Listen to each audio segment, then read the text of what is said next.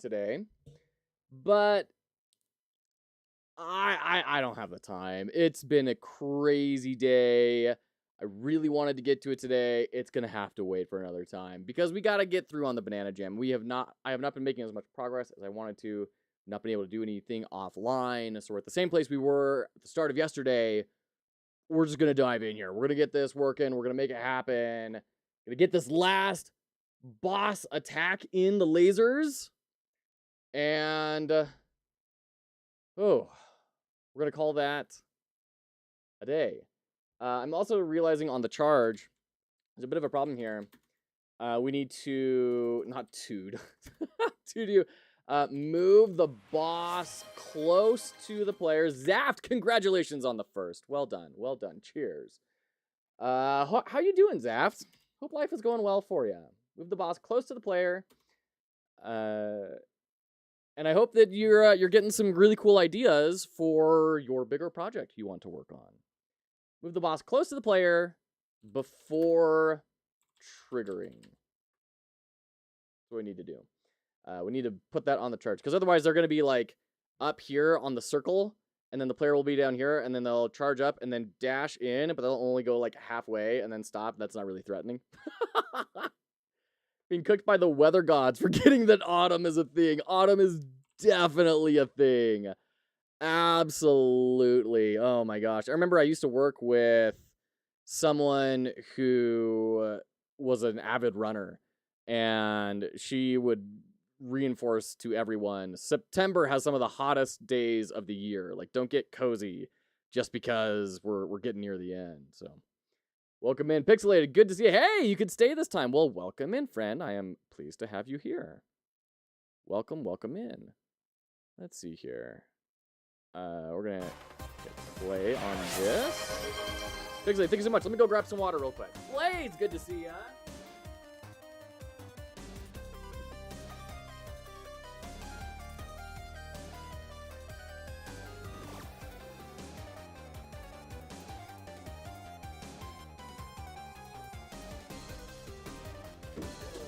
And then as soon as Abo shows up, probably on YouTube, we'll jump into their game.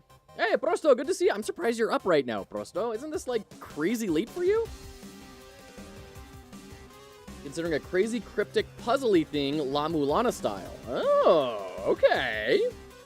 That sounds interesting. So not like a...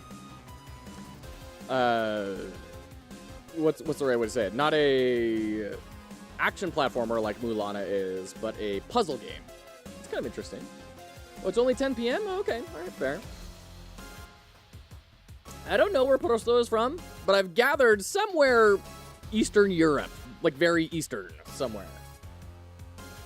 If I had to guess, I would guess Ukraine, but I don't know. My schedule's totally quacked. Fair enough. Mulana is both? Okay. See, I only played a very small amount of La Mulana. This was kind of before roguelikes became a big deal. And it drove me kind of crazy with how ridiculously difficult it was.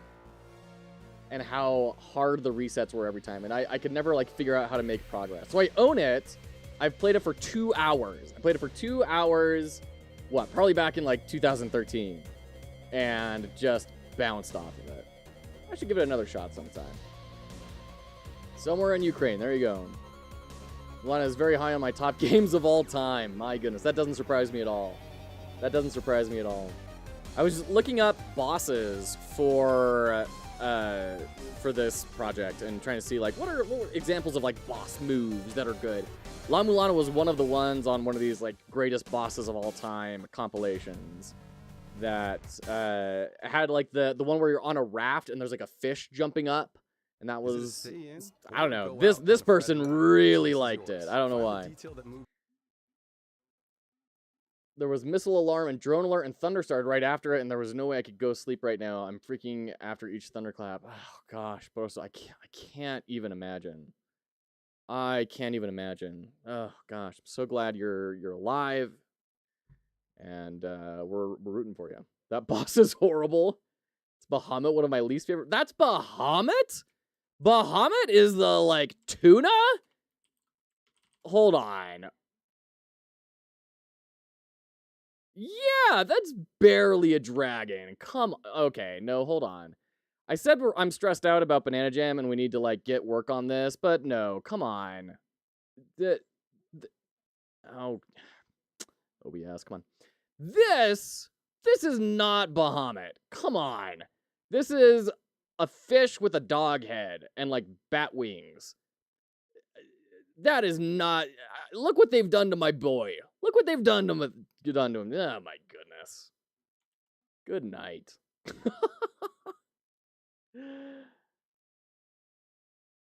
Fuzzy Buzzy, good to see ya. How you doing, friend? Shouldn't imagine, just not funny evening. No, Prosto, that's the horrors of war. Good night. Behemoth is a big fish, if you're about demons. But Leviathan and everything, yeah, there's like some old lore there, but not Bahamut. There's barely even a dragon. Exactly. Leviathan, yeah. Figured out an array problem I've had for a couple of days. Ooh, congrats. Very nice. Arrays are so tricky for me. I remember for a long time, especially when I first started down this whole path, just bashing my head against arrays for a good long while.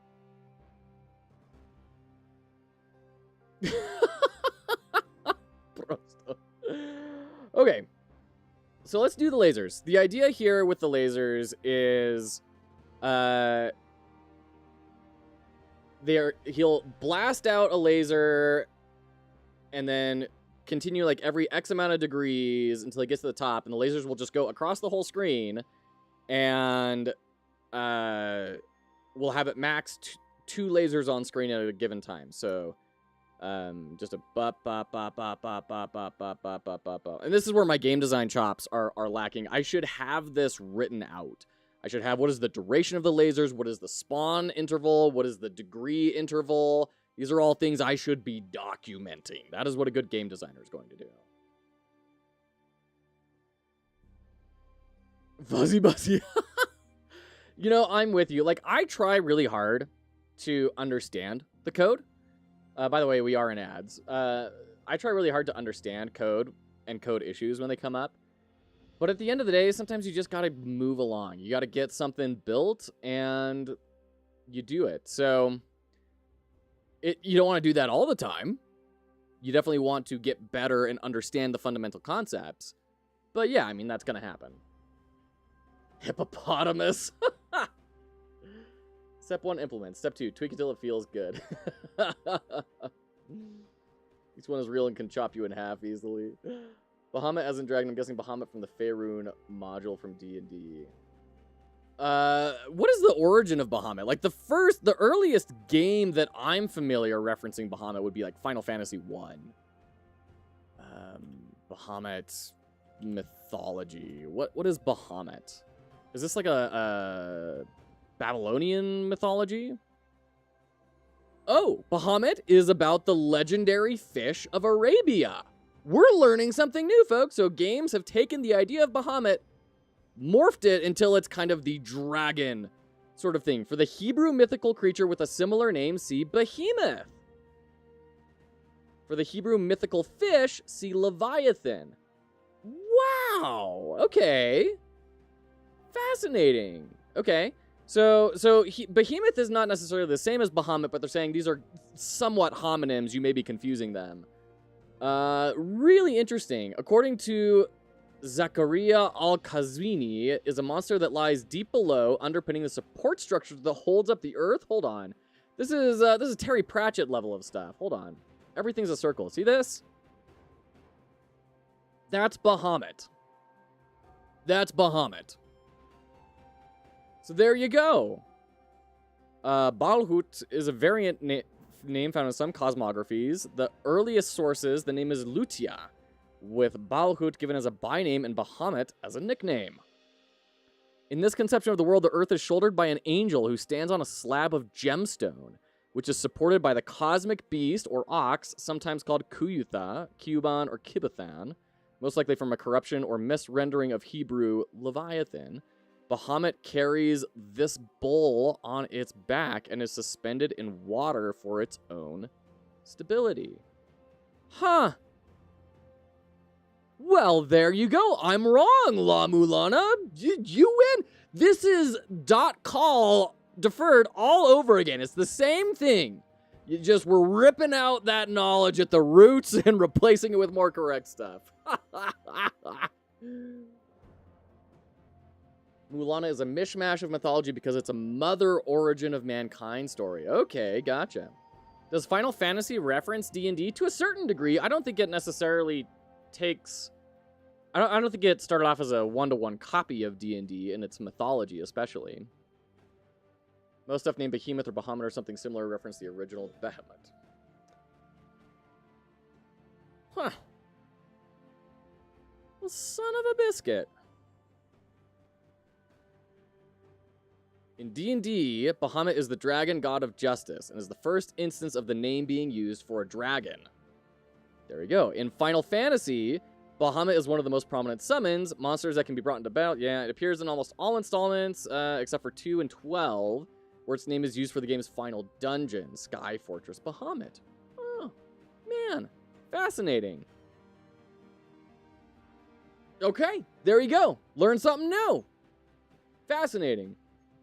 Too many similar words. Yeah. Cosmic fish. Most stuff named Behemoth or Bahamut or something similar reference the original Behemoth. Right, okay. Banana Jam. Yes, Captain Nosa, Banana Jam. We're working on this. We've got a memory game. So the idea is you are this little platformer guy. You are trying to flip over 2 of the same card. And that will have some sort of effect. Like healing you or just junk getting it off the board. So it's a little bit easier to memorize. However, the problem is this little guy right here, this is the boss. The boss is going to be a boss and is going to be trying to blast you and take you down while you are making these matches. You're trying to make like sword matches to deal damage, heal up with the matches. So the combat system essentially is replaced with Developer Ezra. Hello, friend. How are you? I was looking at your stream earlier today. How are you doing today? How's your card game going? Sorry, I should know more of this. I literally speak Hebrew. Who's the son of a biscuit and who's the other parent? I want to know everything. Shoot, that's hilarious. Cairo Shift, welcome in. Incredibro, good to see Berry Folk Raid. I love it. It's going. Shalom. I love it. Good to see you. Good to see you. Welcome in. Welcome in, all of you lovely raiders. We are building a little game for Banana Game Jam 2. It is ending in a day, I think. You can see we've got a lot of work left to do. I've not had enough time to really work on this. But the idea is that the theme is brain rot. So what I'm building is a memory game where you have to flip over 2 cards and get a match, or else they flip back over, right?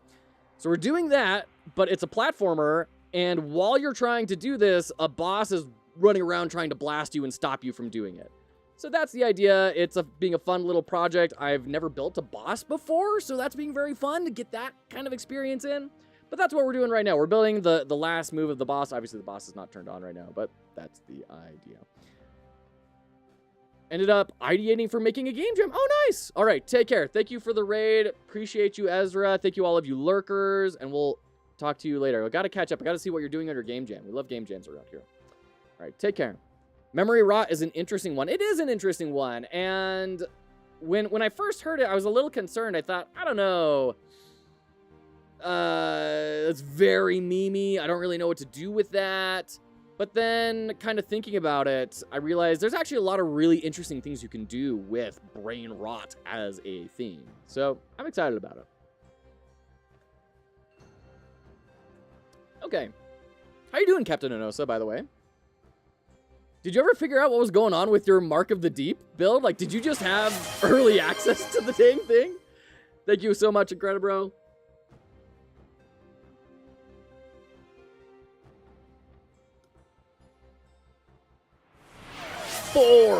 Four hydrates. Oh, shoot. You know, I need to make these alerts a little bit less loud, because they are quite loud. Well, we'll deal with that another time. After Banana Jam, I am planning on doing a lot of overlay work. Until we hit brackies. And then Brackies is going to be my last game jam for a little while, I think. Woo! All right. We got my wife's pretty sun hat. Thank you, Pixelated. More humans, every dev streamer on Twitch have like 10 to 20, 30 years of some professional experience. I'm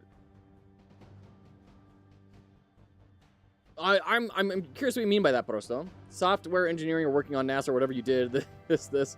I remember something cool. Yeah, I mean, I thank you for that. I think that's something that makes me slightly different. I mean, there's definitely a lot of people learning game dev in the category. Like our good friend Gavin, who used to be a very regular here. I don't know what he's been up to in his life. But he did game dev as a hobby. He was building a pirate game, and he would hang out in our stream all the time. Had the most fantastic mustache you've ever seen. Red-haired, Gaelic warrior type. And he was a stonemason. That was his 9 to 5, was doing stonemasonry. And he was just doing game dev as a hobby. So there's definitely a lot of people that are learning. Feel like, what the heck am I doing here? Well, I mean, Prosa, you were educating me about programming concepts just yesterday with Zaft and Jack and everyone else. So you're ahead of me as far as the engineering goes. Stonemasonry is really cool. It is really cool. That's another one of those skills that I'm like, oh man, I want to be such a good stonemason. Hey, Indie Maniac, good to see ya. How are you doing, friend? What have you been up to recently? Drink some water right now. By the way, if anyone doesn't follow Indie Maniac, you definitely should, especially the game developers in here. Indie Maniac is constantly showcasing indie games, as you may have noticed through their name.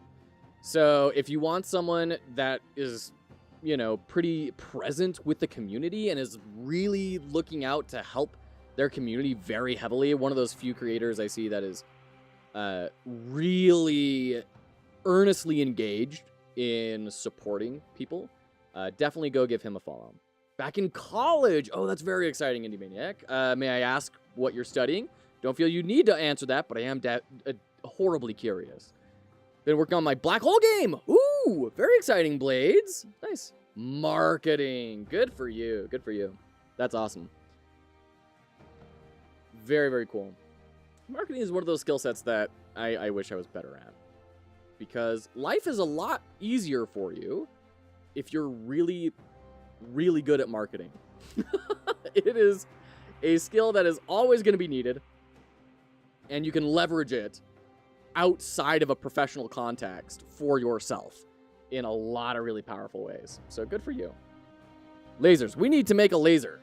We're going to make a new scene. This is going to be our laser scene. It's going to be laser. We're going to add a sprite. Then we're going to add an area and a collision. And then this is going to be just dead simple. It's just going to be a rectangle. And it is going to be just Hunormo. So if I go like this and then scale out, okay, and then we can reset the position. That should be good. Laser. Okay, collisions. Add a hat. You got it, Indy. Baseball cap. Let's do baseball cap. I have like -5 in marketing from 1 to 10. Oh, shoot. So this is going to be a damage zone, and it's going to be looking for the player. And that's really all it needs to look for.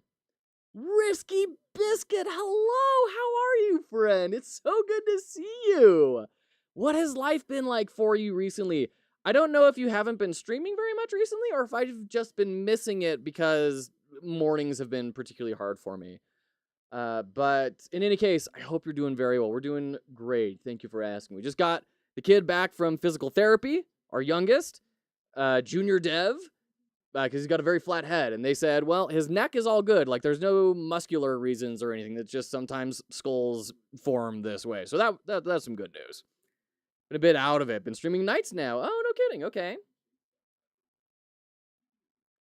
Take this and give me your money. That's my level. Yeah, Pixelated, we're on Spotify because it's got royalty-free music from Riot that we're using. I still need to work out how to get, like, Chill Hop on here and get the accreditation all working and dispute some claims and stuff. Now that we're on YouTube Partner, program, I've been getting a lot of emails saying, "Hey, this stream of yours is like ad share. You have to revenue share with the musicians." Jeez. Okay. All right. So we're trying. Until I get that all worked out, we gotta just go a little bit more, a bit of a different route until we're able to smooth this all out. Bullet. I'm gonna take the bullet script. I'm gonna essentially put it in here in the laser, but we don't need a target. We don't need the player. We don't need speed. We just need the area 2D entered, and then we need to make a timer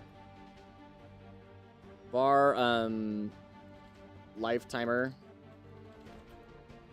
and we'll set that to 90, like a second and a half theoretically. Okay, and then the process, we're just going to say life timer minus equals 60 times delta. And then if life timer is less than or equal to 0, then cue free. Well, let's just do delete, I guess. And then we can get rid of that explosion there. Okay. And then theoretically, the area 2D entered and everything, damage, that's all good. So if the player runs into that, it should hurt them. Let's add a laser here. See if that is happening. There's our laser. 9, 8, there we go. Good. We are taking damage. So now we need to set our rotation point. So we need to like slide this all the way over, and then set the rotation point to be right here, because we need to pivot this around around the boss and George. Why am I not able to move the pivot point of laser? Pivot point of pivot point.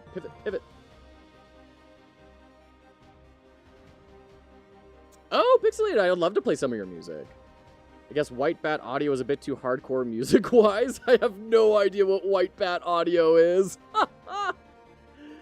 Could try Bandcamp for music. I thought Bandcamp was like a music generation software. You're playing Dread Delusion. I was playing Dread Delusion. Yeah, we did a little showcase stream on that. The developer sent me a key, so we played for a few hours talking about kind of what it does, and it was a really interesting discussion. Yeah. You love that game, huh?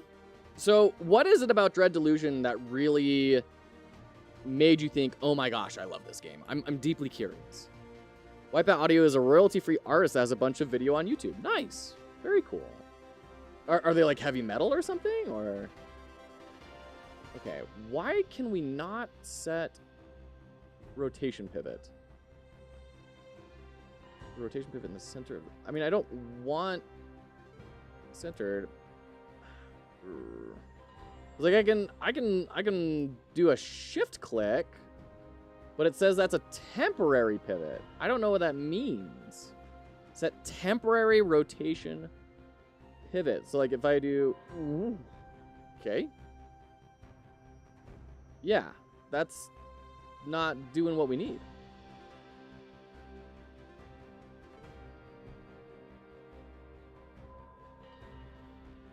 Click to change object's rotation pivot. I need you over here. Cyberpunky or horror would be my explanation. Okay, interesting. Bandcamp is where you can buy music. I don't know the rules for using it on stream, but another stream user. Okay, interesting. There you go. When I'm used to most RPGs coming out trying to lean too much into Souls-like mechanics, the game really brought me back to the basics of RPGs in a bad way. I felt like I was playing Oblivion for the first time again. Interesting. I mean, yeah, we started off talking about like how much this is like, you know, Morrowind, right? It felt very Morrowind. When we started up, we made our character and it started asking you those questions. I was like, oh my gosh, this is so old school Elder Scrolls. This is great. So I can see that. Did feel very Morrowind, yeah. And the world that they've created is very compelling. Like, I'm definitely down for the world that they've created. I struggled with it a good amount because it just felt so slow. So slow. Morrowind is such incredible praise for a game. It is, yeah, and it really captured a lot of that sort of feel of you are being dumped into a world and you need to figure out your place in it. I thought that was really interesting. Game just needs the ability to break it so hard you can practically fly. So I thought it was really interesting how heavily they incentivized exploration. Like the way that you gain experience is by finding those skulls, not even entering new areas, but finding little hidden skulls all throughout the map. That is your experience point gain. I thought that was really interesting. But I don't know. I really struggled with after like 2 hours playing, I was just like falling asleep a little bit. I'm not going to lie. There just wasn't enough to engage me and keep me moving forward. And if I wanted to just sit down and cozily enjoy a world, I don't think you can do very much better than Dread Delusion. It is a fascinating world implemented very well, but that mechanical depth was very difficult for me. I did get lost a tad finding the skulls, but it made me more interested in exploring. Yeah, absolutely. Morrowind is laggy? Interesting. Okay. Godot for rotation pivot can't set. What is going on?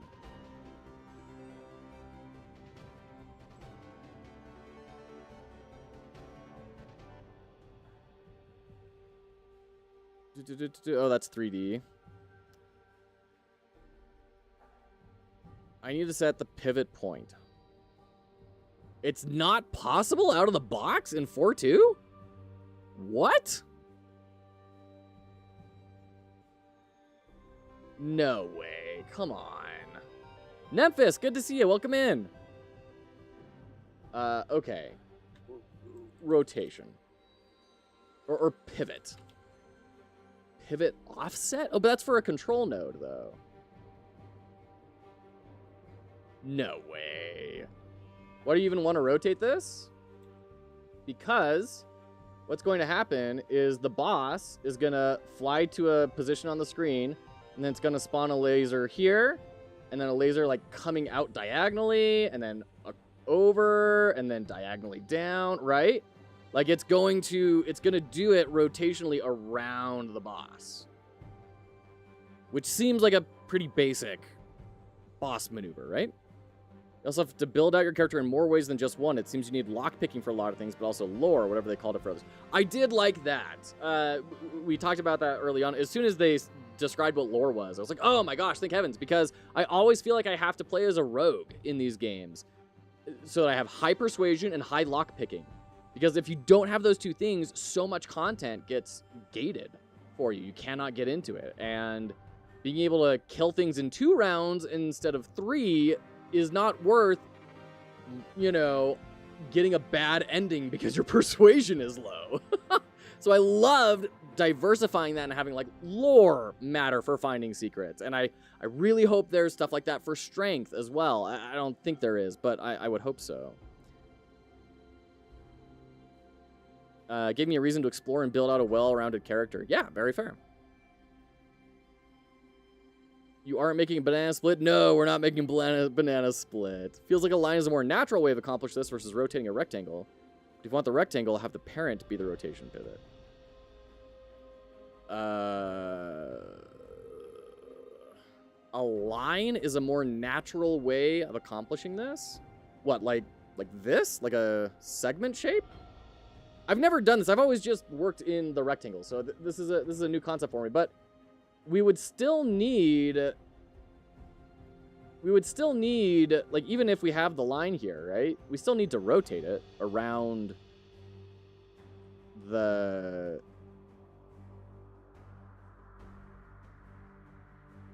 boss. Strength did help with breaking some doors. Oh, okay, that's great. That's exactly what I would have been looking for. Or like move this boulder out of the way of the cave or something, right? Summer hat's nice, thank you. You can claim it's your wife's, but we know the truth. This is the only medium where you can wear your hats without people hugging. There you go. Rotating the line is just changing point B. So the line always goes from point A boss to point B target.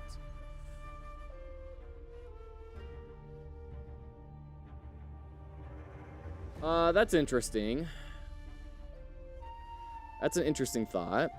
So instead of, let's see here.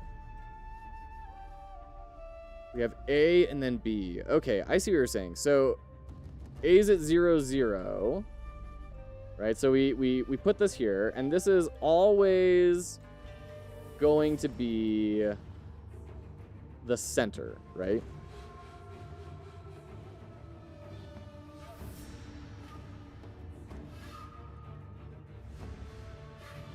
This is always going to be the center of wherever we put it. So if we put it in the middle of the boss, we like put it smack dab right in here.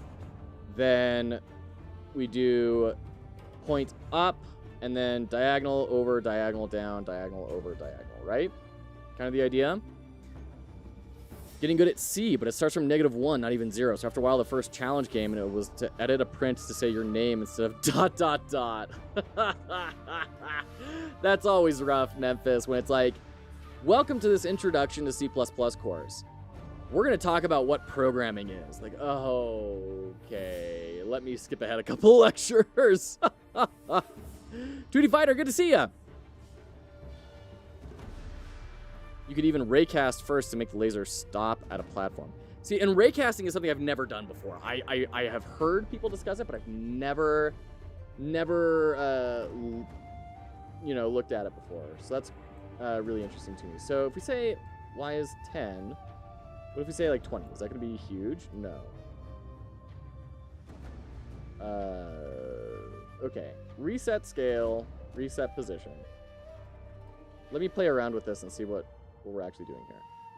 So if y is 10, we could set it to like -1,000, right? And that's going to be way up to the top. Okay.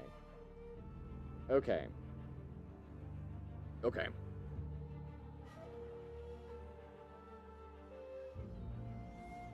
And I may be overcomplicating this here. I may be overcomplicating this. Let's save the laser. We're going to add a node 2D here for lasers.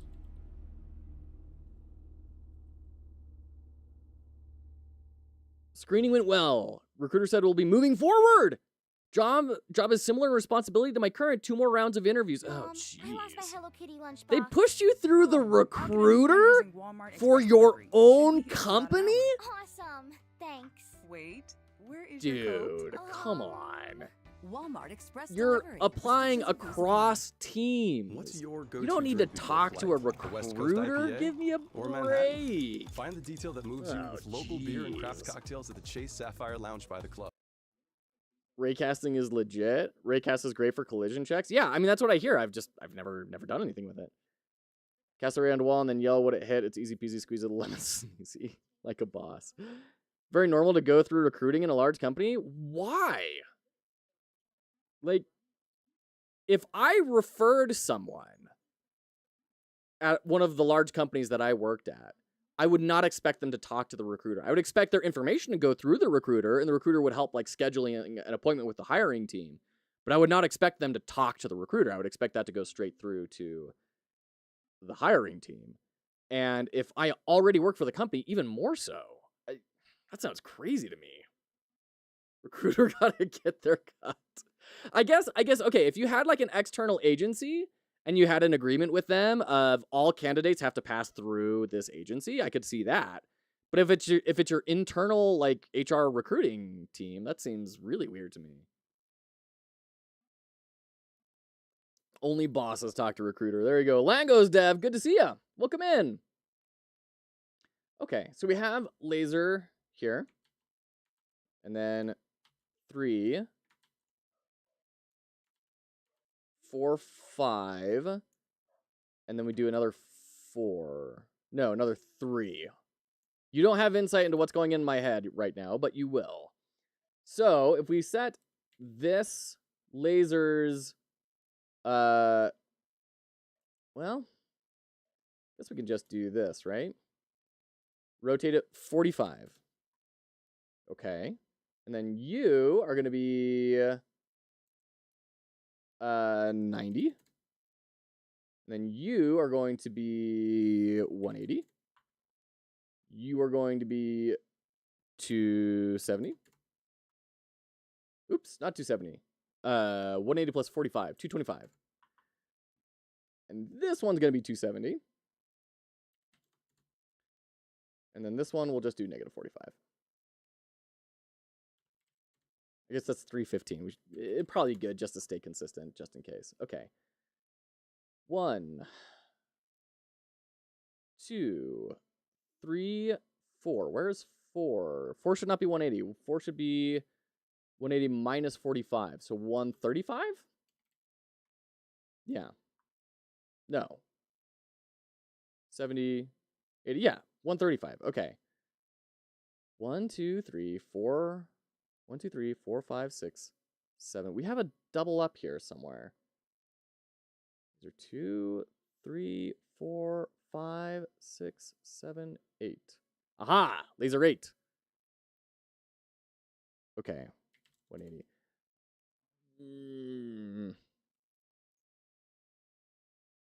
It'll be 14 years at this company this coming September 13th, the day after my birthday. Whoa, 14 years. My goodness. M125 Game Dev. Yeah, you've got the same profile icon, right? Good to see ya. I'm not old enough to drink yet, which is fine. I don't drink. You changed names. Awesome. Very cool. You do math in the inputs? Oh, that's cool. I didn't know that. Doesn't rotation snapping on holding shift or control work? I did not experience that with shift. Control? Oh, control works. There you go. I didn't know about control. Thanks. Appreciate that. But we are going to set this to 315. We're going to just go through and reset all this stuff so that it is in order. I don't know that it's really going to matter, but just in case it does. Oops. There we go. There we go. All right. Woo! Oh, you know what? Sorry about that. So since we got partnered on YouTube, I've been like having to be very cautious about music and everything. I haven't quite worked out all the details. We've got Spotify going on, and it like runs ads every now and again. So I try and mute it during the commercials and then bring it back on. Sometimes I forget to bring it back on. Prodigal Son, we will do that real quick. I gotta go, while we're in breaks, I gotta take a quick break, refill the water. We'll be right back. And then we'll do the hat.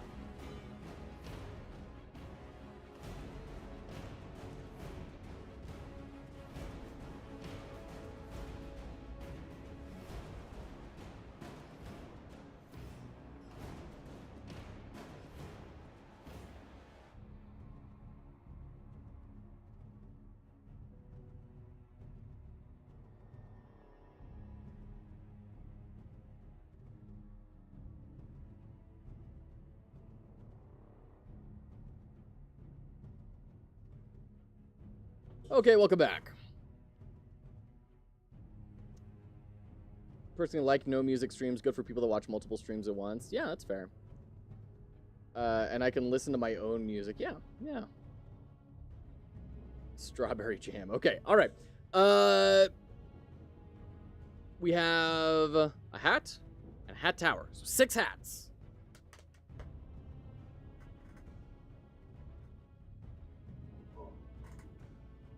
One, 2, 3, 4. Oh. Don't go burning all the hats early, people. Gotta go because school, gotta go to sleep. All right, get some good rest in. Formerly known as M125. Good to see you, Lingos. 5. And I think that just leaves right here, the Witch King himself atop the tower. And Risky Biscuit clears it all out. Thank you, Risky Biscuit. Whee!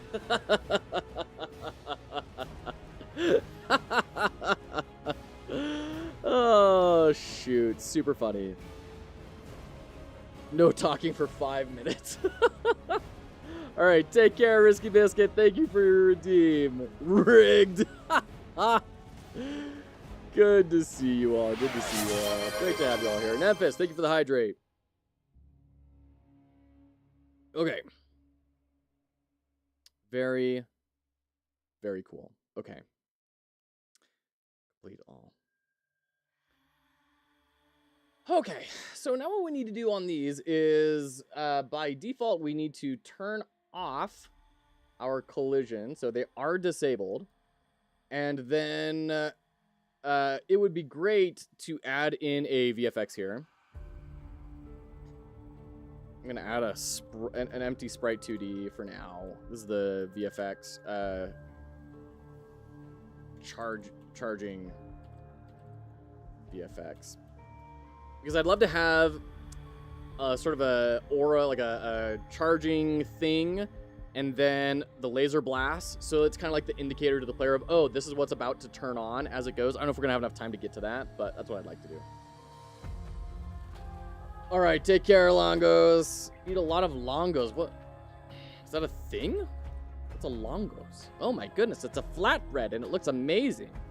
Typical Hungarian food. Nowadays, it's a deep-fried flatbread. It's like, it's Navajo tacos. That's how I know this. Navajo tacos. But, I mean, different toppings. But the bread looks exactly the same. We also call these scones in my neck of the woods. Not the British scones or scones, but this, I mean, this is 100% Navajo taco bread.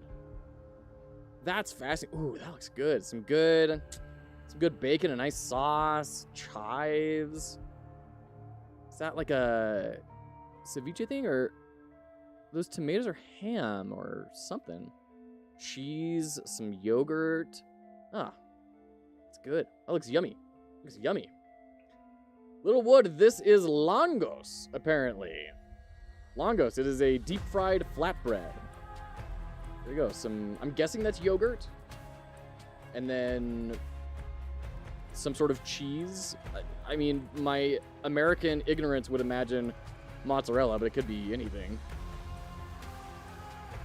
Your wife is Navajo? That's awesome. I'm sure that it's probably not a great term. Although there is a place nearby that we called Black Sheep, and they make incredible Navajo tacos, and they are also Navajo.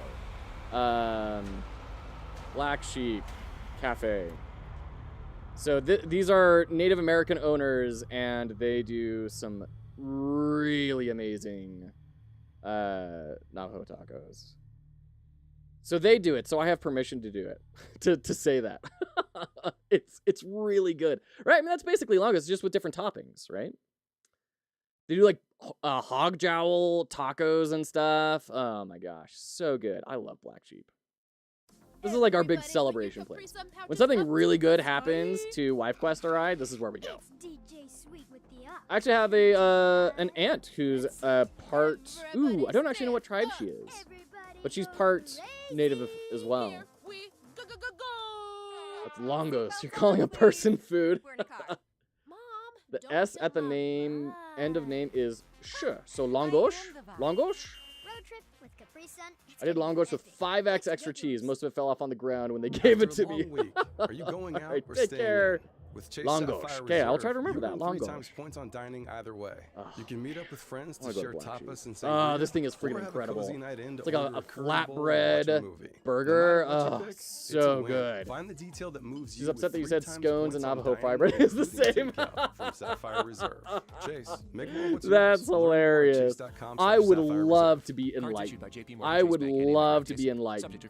If your wife ever wants to cook some authentic Navajo tacos, and I can compare and contrast against the scone, I would gladly do that. Just like they know. Gladly. That's the mating call of a blue-footed booby. They look like a savory Danish not a pastry. green I could see that, booby. but I think Yeah, Danish pastries some are a people know lot that. like And they crispier, know if you're a safe flaky, driver, like a you can pie save up to crust type sort of thing, 40% right? Typical Hungarian pronunciation. All right, take care, Longos. Hat clearers, are you gone? Risky Biscuit said he was in a meeting. He said he's lurking, so. Her family owns a restaurant in Grantsville? Grantsville, Restaurants.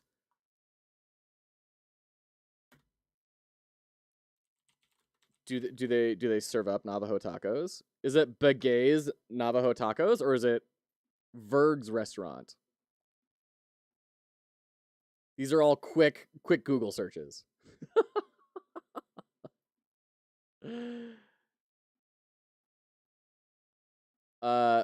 So Verg's? Oh, Begay's Navajo Tacos. Okay, everyone, go signal boost Begay's Navajo Tacos.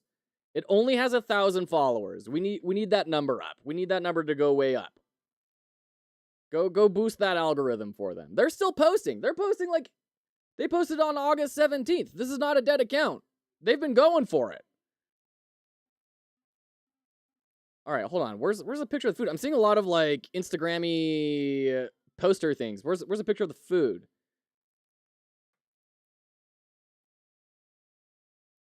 I want a picture of the food. Oh, there we go. There it is. There's the food. Look at that. Look at that. Ooh, that's yummy. Yes. I'll take 7,000 of them, please. Thank you. Absolutely. All right. Boss. Is that watermelon on it? No, that was tomato. But I could honestly see that. I had pickled watermelon rind at a very fancy restaurant for our anniversary, which a dear family member paid for. But pickled watermelon rind. It was a new experience. I quite liked it, and my eyes have been opened as to how you can kind of morph something. So I could see a bougie version having some sort of pickled watermelon rind. Yeah, Prodigal, you never know what you're going to get when you come here, really. You never know what you're going to get. This is Fate's Fall from League of Legends Season 7. The original game soundtrack. My goodness.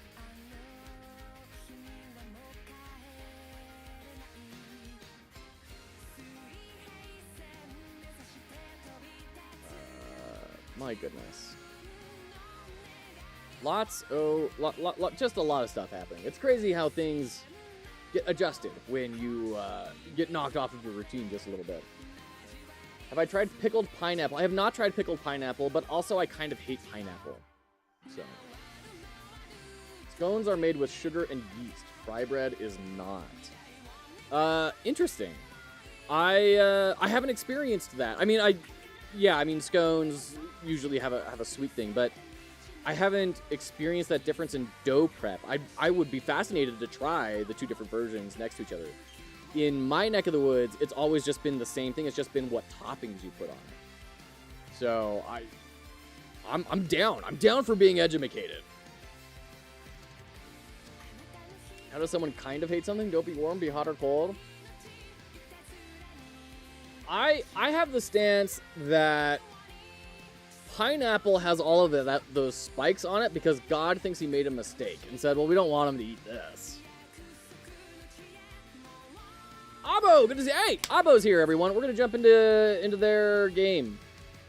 They did a submission yesterday. Like God intended. Pineapple's made specially for pizza. That would be hilarious if, like, someday you're talking to God and he's like, no, I did actually make pineapple to go on pizza. I wanted this debate to be an icebreaker across all of humanity. Oh, blades are banned. All right, let's go ahead and dive into Abo's game. This is Earth Defender, which was just done for the Mini Jam 166. We're going to take a quick look here. Earth Defender. Now, real men eat anything. It's true. Real men are not very picky. You eat what people slave over to bring you sustenance for. That's the real answer. And living in Mexico for a few years, I got pretty good at that. I'm not gonna lie. You do what you got to do to show gratitude for what people are making for you. Okay. Hold on. Let me adjust this here. There we go. Okay. Now, the problem with this is it is full screen only. I did check it out before the stream. I haven't played it at all. I just checked the settings. So it's full screen only, so I'm not going to be able to see chat very well. Looking forward to the lack of green. No pineapple on pizza sucks because I don't like pineapple in the first place. I'm with you, Jack. I don't like pineapple. It's one of the only foods that you eat you while you eat it. That's hilarious. Also, we'll add a web version. That'd be lovely for people like myself, Abo. Thank you. Blaze just looking for a fight on purpose. Okay. So, Abo, before we jump in here, is there anything in particular you wanted feedback on? Or, like, do you just want to showcasing? I could totally just showcase. We can provide feedback if you're looking for it. What sort of an experience are you looking for here? Oops. Put you back. Move me up in the corner.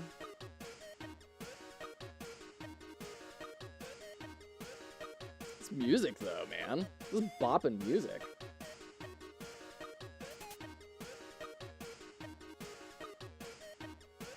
Okay, let's dive in while Abo answers.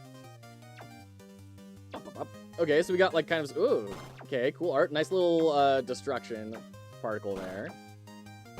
So we're looking at like an, oh, it's not angular. I thought we were rotating around this this planet. So we left click to shoot. We have a score down in the bottom left. I mean, this is cool art. Did you do the art, Abo? Is this from a pack? It feels a little disparate. Like, this feels like a different style from this, feels like a different style from this, but I could be wrong on that. I definitely have been in the past, and developers have been very upset at me. So when they worked very hard on the art and had very talented people working on the art, they did not like the suggestion, which I can understand.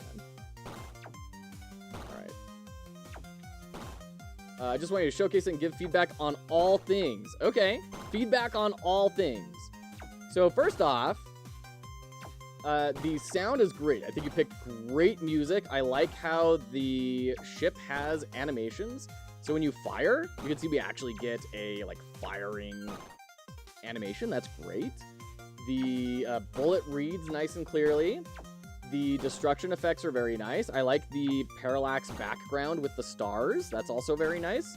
I don't know if these are particle emitters or what, but I love the movement that they create in the background. That does a whole lot to breathe a lot of life in this. Can you imagine what this game would be like without these stars in the background? It would feel so much worse. And especially if you take the sound away, like you start stripping away these little layers of polish and it really adds up. So we're at score 50. I would have hoped for a lot of stuff to like have happened by this point. It seems like we have one enemy type, and I could probably go infinitely because I don't think there's any scaling on the difficulty. Which is, you know, not great for a game necessarily because I don't think we've been threatened at all. There's no dramatic tension here, right? I just need to not let them get down below, but it's pretty easy to do that and stay on top of things. So if this were to be expanded upon, I would hope for something that would introduce a lot more dramatic tension, right? Different enemy types, different movement patterns, different strengths and weaknesses of different things that force me to think differently and on how to overcome them. And all of that depending on what emotional experience we're hoping to give the player, right? Ship upgrades could be a big part of that, or could not be a part of that. We're in a very upgradey type sort of state in game design as a whole right now, with roguelikes being as popular as they are.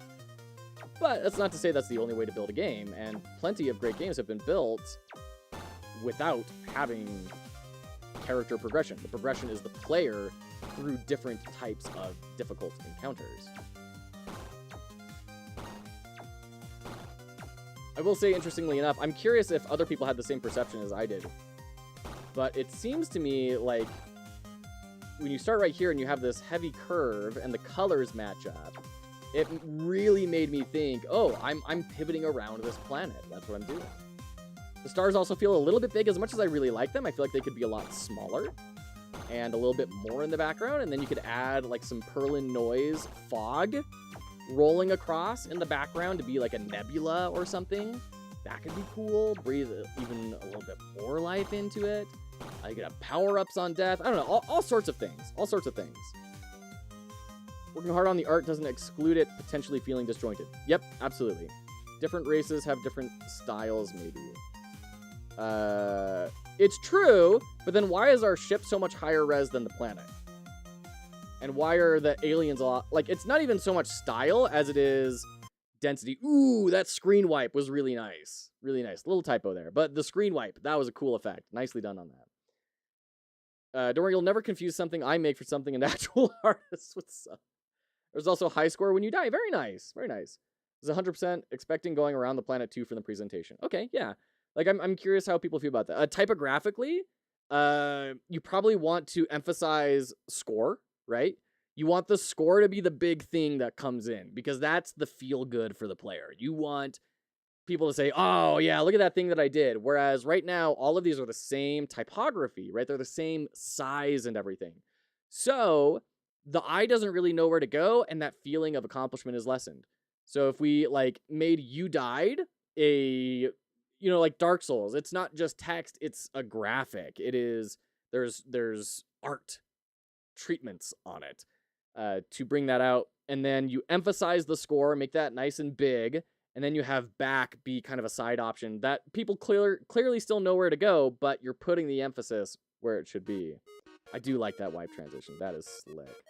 And I like the little logo there. It's a little weird that it's Earth Defender, and we have a green and blue Earth on the title screen, but then this is white and blue. I'm kind of curious about that.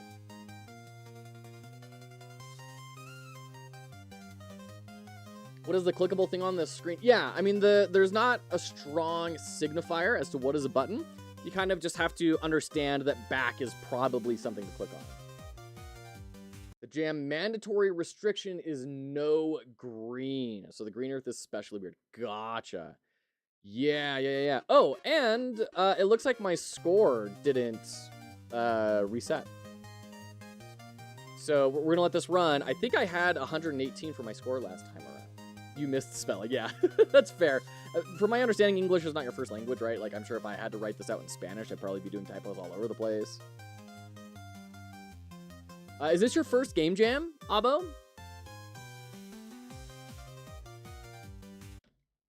Yeah, score 118. So what happens, is it just that it's not getting reinitialized?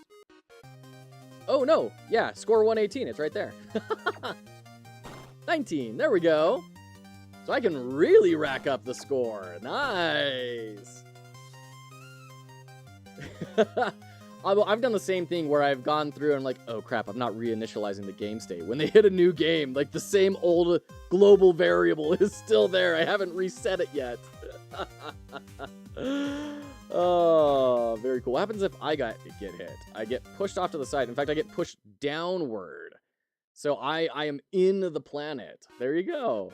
Well, there you go. That's Earth Defender. Is there anything in particular you were wanting us to kind of talk about that we haven't talked about yet? And Abo, thank you so much for submitting this and letting us take a look at it.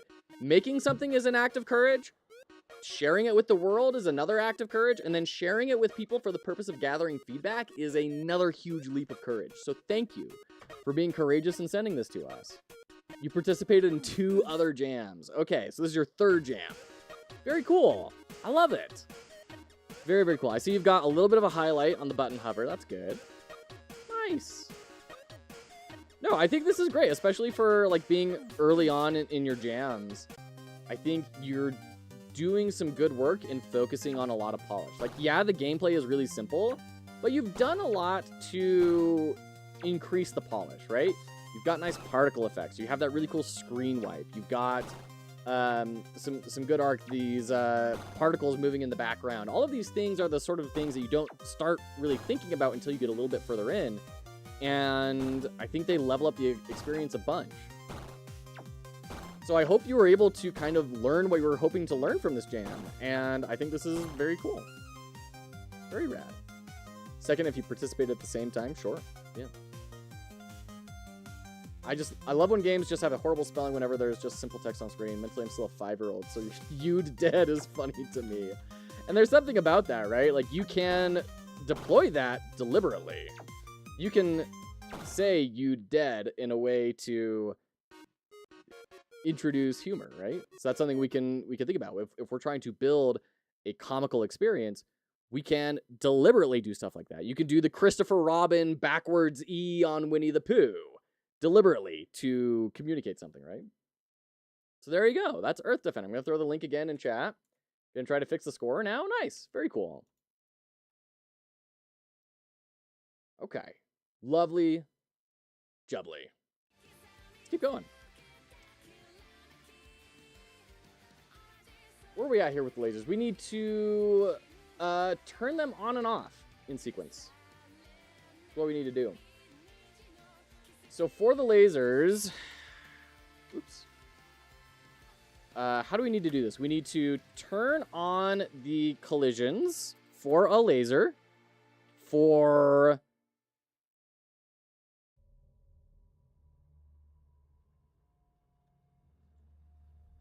wait. No. Okay, here's the thing. We don't want this to be queue free. This is deleting. We need to axe that. We need to replace it with just resetting because now they're going to always exist on the boss. So we turn on the collisions for a laser and start their timer. Wait 1 second, then turn on the next laser in the group. Repeat until the end of the group. And then the lasers will handle their own turning off and resetting logic. So, instead of doing delete, we say collision shape 2D dot disabled equals true. And then we say life timer equals, and we're just going to do 90. We're just going to do magic numbers just to do it. And then back in the boss, the way we handle this is, so the laser is not a swipe, it's a digital step. Yes, exactly. It's going to bop, bop, bop, bop. So you'll have to kind of maneuver around. So we'll have 2 lasers active at most while it kind of sweeps around. So you have to kind of maneuver around it, is the idea. So we need to do, for laser in get in lasers dot get children. Can I do this?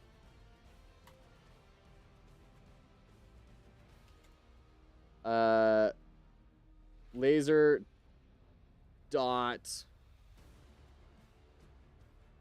find child. And then what is find child looking for? Ooh, this is where I could really use an example. I guess we're going to stringify the name. So we need collision shape 2D is my guess for how this is going to work. Quote, collision shape 2D dot disabled equals false. And then laser dot life timer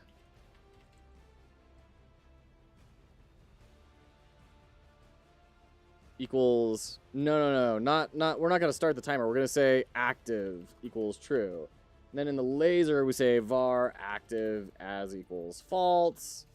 And then in the process we say if not active return. And then when we do this, we set active to false. Okay? Is it going to be that easy? I feel like this is not going to be that easy. Lasers, go. Interesting choice. Thank you. Okay, I mean, it turned them all on because we're not, like, waiting for it to wait. So we could do await.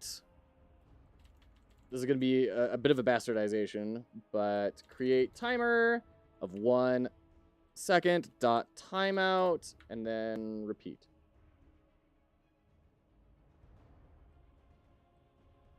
Yeah, we took damage from that. Okay. Let's set this to like 180. There we go. That's what we're looking for. Okay. Yeah. In fact, let's amp it up a little bit too. Foxen with the raid. Hello, Foxen. How are you today? Welcome in. Thank you so much for that raid. Oh, and we're jumping into ads, of course. People always do ads as soon as, or ads always roll as soon as people raid in. We're gonna go ahead and axe that out. Snooze it out. Good luck, Godot, dude. Thank you so much, Foxen. I appreciate it. Feel free to raid and run. Of course. I do that every single time. But if you have a moment, we'd love to hear what you were up to, and all of you lovely raiders as well. What are you up to? Went to bed late and woke up early today, so I'm crashing. Oh, go get some rest. Go get some rest, Fox. And thank you so much for the raid. Thanks for hanging out. We are working on a Game Jam submission. This is for Banana Game Jam 2. Thank you so much for the follow. Appreciate you. And the idea behind this is the theme is brain rot. So the game that we're building is, it's a memory game. It's a match 2 game. So you have to, these are like cards that are on platforms, and you are trying to flip the cards that are of the same side.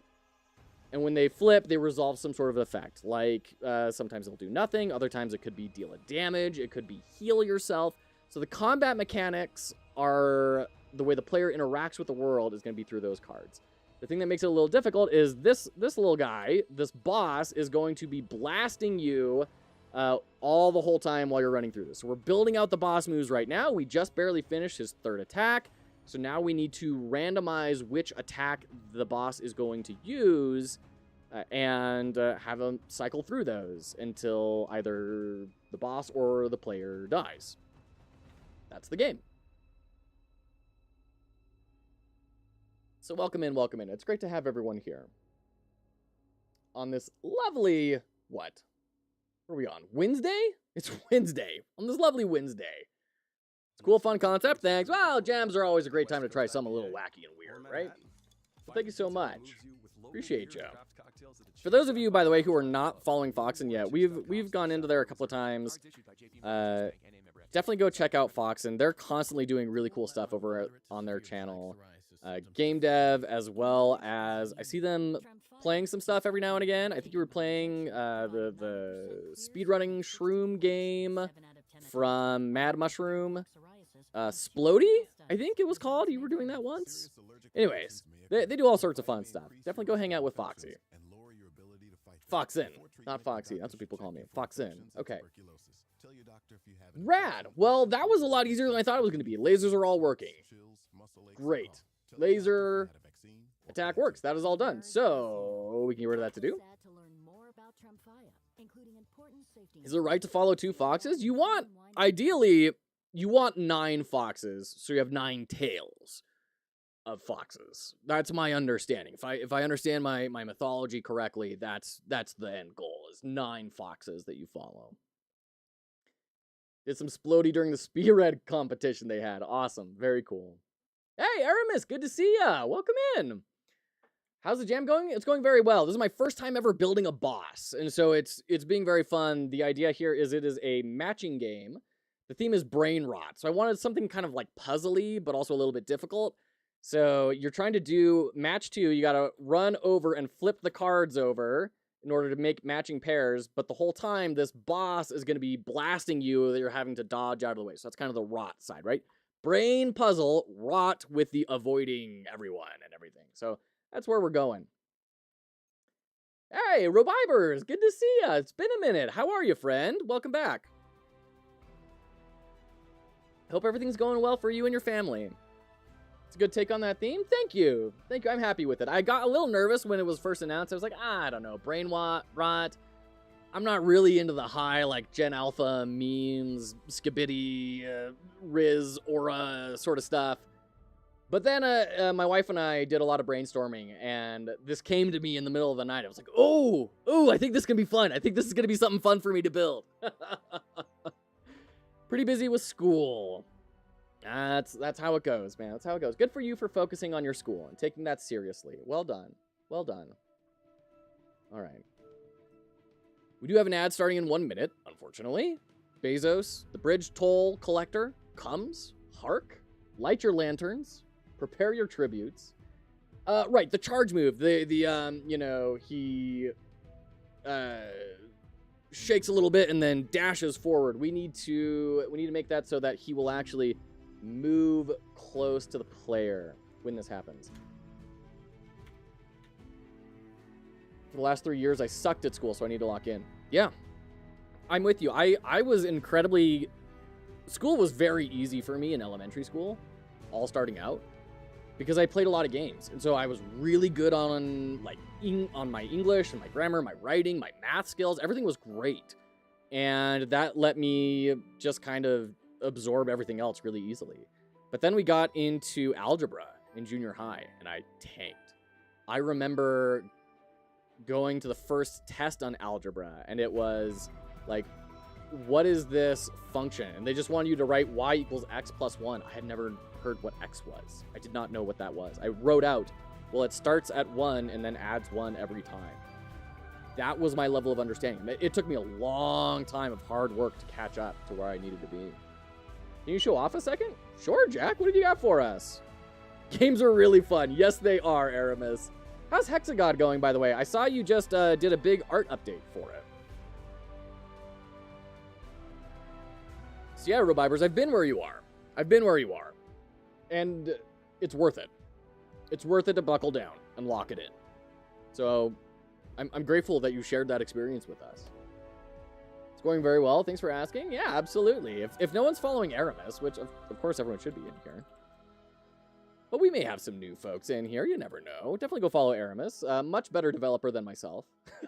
That has a commercial release and is actively working towards a second one. Hexagon, my ears are burning. Tell me more. Yeah, Hexagon. This is Aramis's game, which is like a chill city building deck builder. Is that a fair way to describe it, Aramis? Be chuggy and stay lit. You might get rizzed up by Wife Quest. Don't be sus. Stay slaying. No cap. There you go, Blades.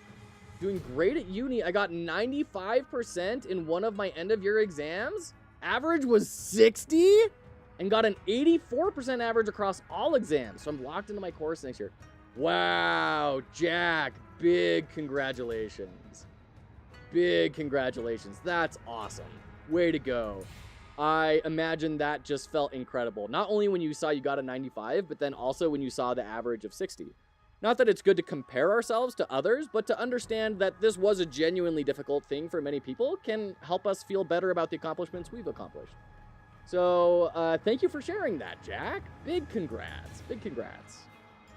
I used chuggy wrong? No, you didn't. It's a made-up word. It can mean anything you want it to.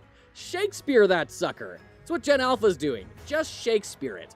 That's not what that word means, William. Are you sure? Let me use it again 30 times.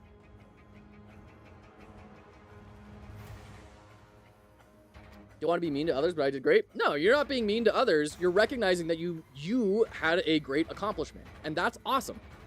That has nothing to do with other people. That is just saying I'm very grateful to myself for having worked hard and accomplished something. That's great. That's a great place to be.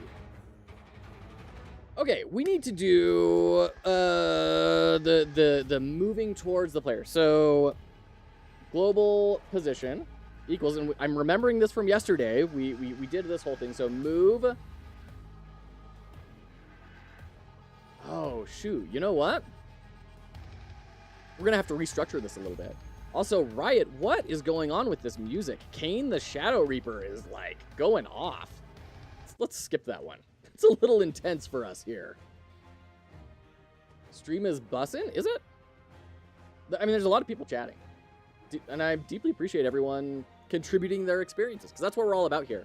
For those of you who are new and don't know, Fox Hollow Games is a charitable enterprise helping people enter the game industry. So the goal is not for me to make games. The goal is not, anything like that. It's to create a space that is supportive of other people and helps us accomplish what we want to accomplish, especially people that never thought that they would be able to do something like that.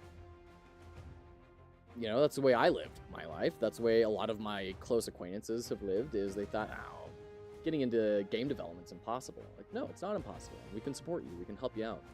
So, Making games a straight up Sigma grind, dropping fire content with max riz, no cap, slaying the code like a boss, and paying the phantom tax with epicness. Oh my gosh, there you go. Kane do be a lot when you feed him. Oh, that's hilarious. Okay, so we need a like funk move towards player. And then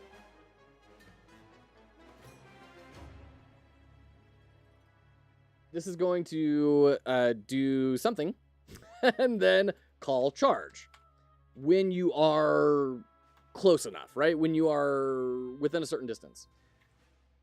So if there's a way to like gauge distance between two things in Godot, right? Not distacna. Distance.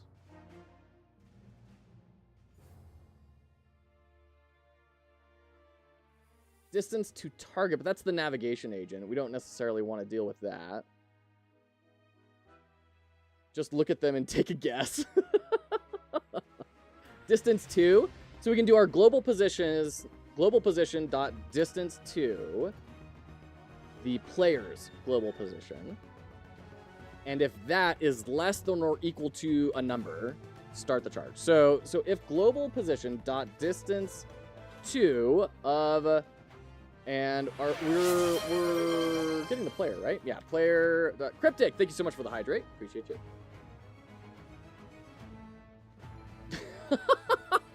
Oh, Blades. Oh, Blades. Good night. Is less than or equal to, let's say, 100. I don't know how much that actually is. We're just going to play with some magic numbers because it's a game jam and I just kind of need to get stuff done. Been making some improvements on how I study because I always get distracted. I made a new user account and only put the important stuff on there. Social media, has Windows focus modes, and make sure the phone is nowhere around. Nice, Rubite. I'm so glad you're finding a system that's working for you. Distractions are huge. Distractions are a very big problem. Magic numbers are called magic because they're good. Oh, love it.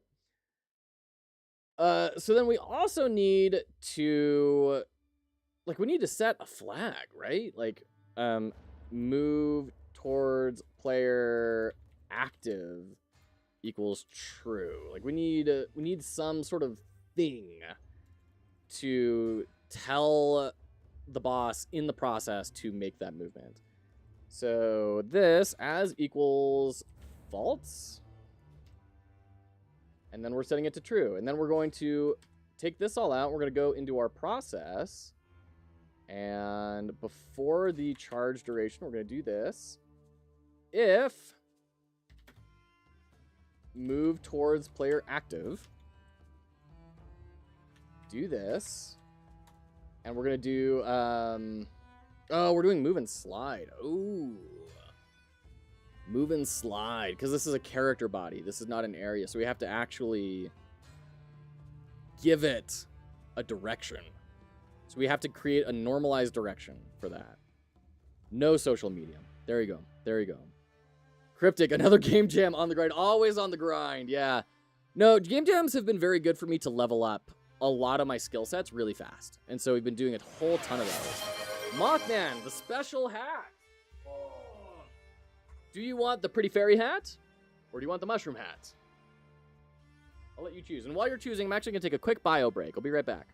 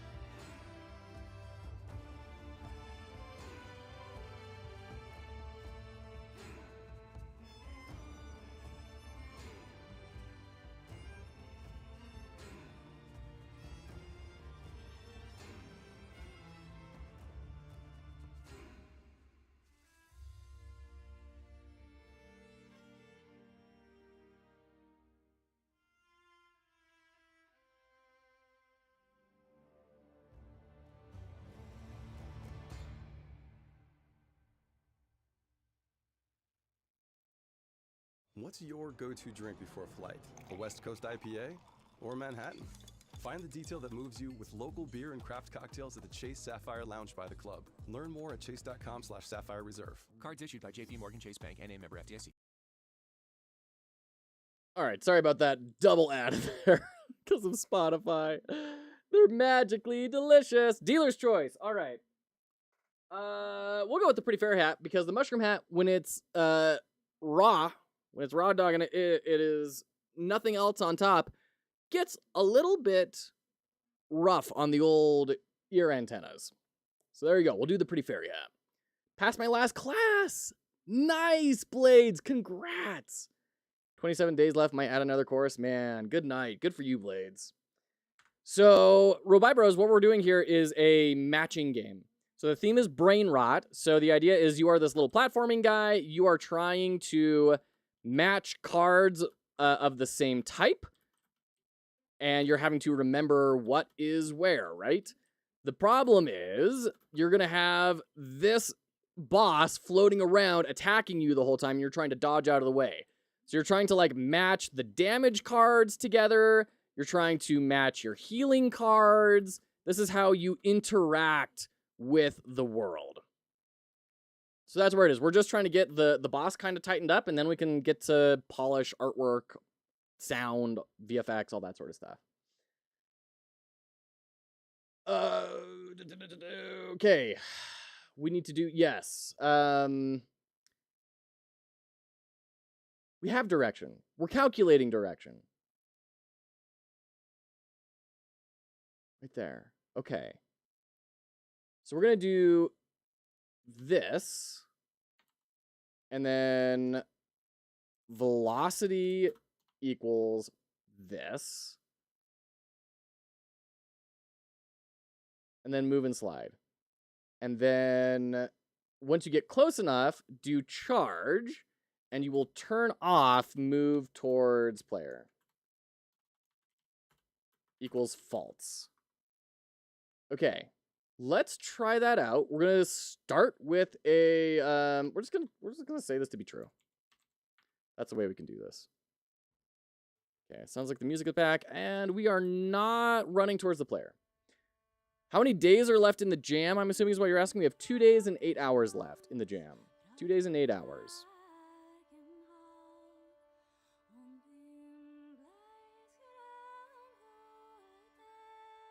So this is true. Are we hitting this? Yeah, we are. Yeah, we're hitting it.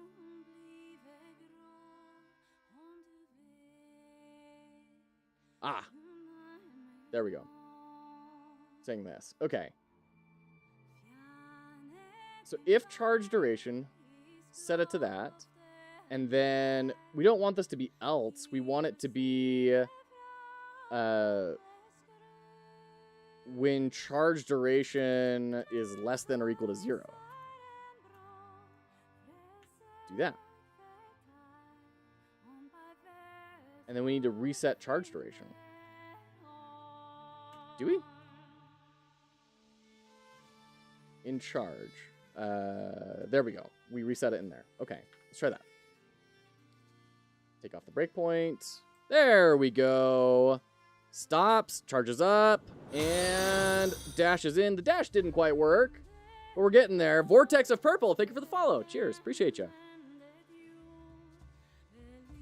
Not the longest amount of time, good luck. No, it's not the longest amount of time, but we've done more with less. Okay, we need that charge to be a bit snappier. So first off, we're gonna reduce the amount of time that we're charging by 10 fewer loops on that jiggle. That still feels kind of long. Now that like they're moving in towards the player, I feel like that's a good amount of indication. So we can shorten this up a good amount. Let's try 10. Yep. That's close. It's a little bit slow, but not too bad. And we're going to change charge duration max to 50. Let's see if that is going to fix the problem that I'm observing. Okay, cool. Pretty much, yeah. times speed times delta. We're going to increase speed here a little bit to like, well, let's do const charge speed. We'll set that to 300. Let's try that out. Okay. It is sticking with me here. I've got a new buddy. This is great. All right.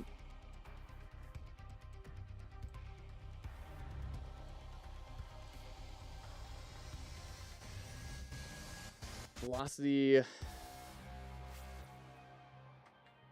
Let's do this. Are we going to hit this point?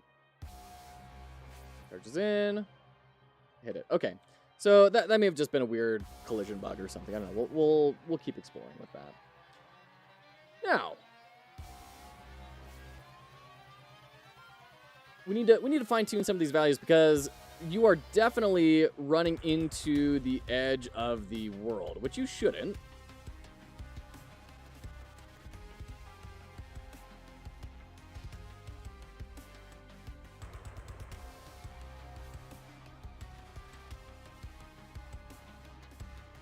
Okay.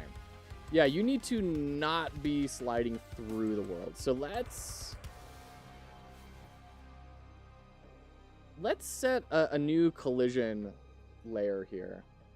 We're going to go ahead and say world edges.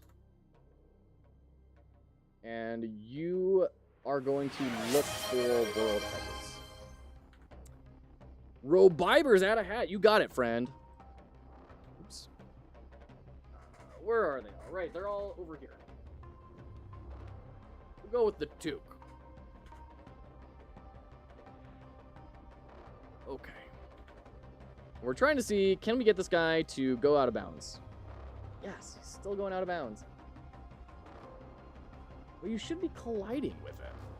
Oh, that's right, because we haven't put the world on that layer yet. We need to do that. All right.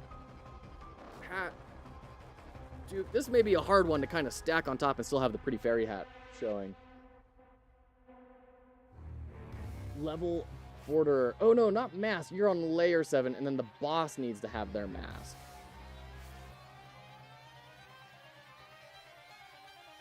Yeah. World edges.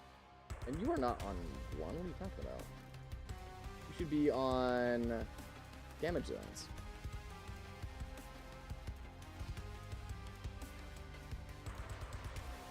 Still going through the ground.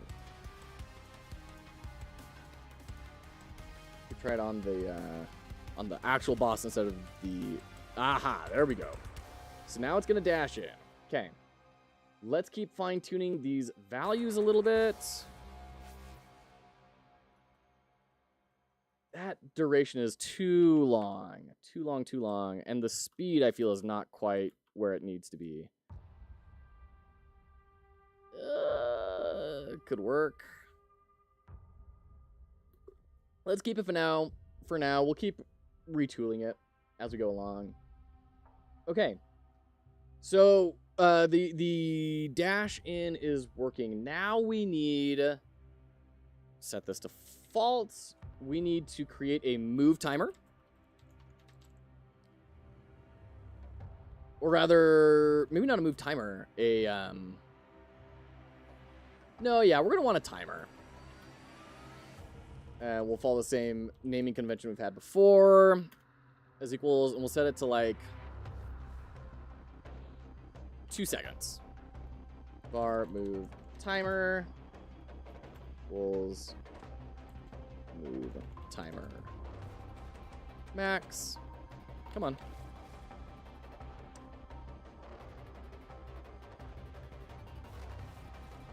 And then in the process, we need to say if move timer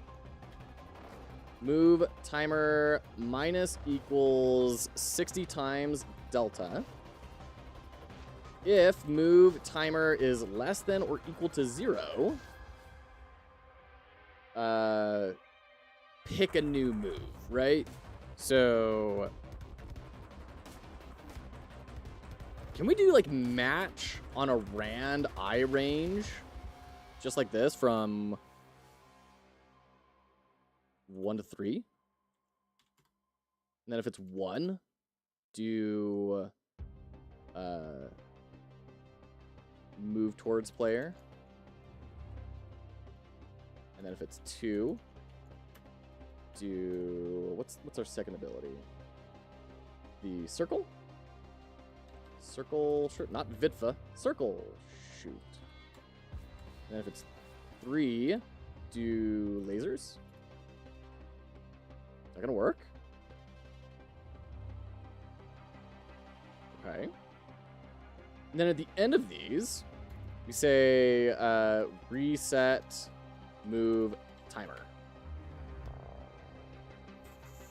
Funk, reset, move timer is literally going to do exactly what it says on the tin. Very simple. It is just going to say, what's the name here? Move timer equals move timer max. And then after it matches on these, or rather after we do the move timer, we return. So theoretically, this will decrement our timer until it is time to pick a move. And then it will pick one of our 3 moves.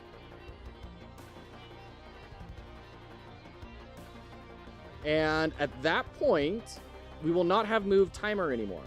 So that will set us up for these to run, which are governing our 3 moves.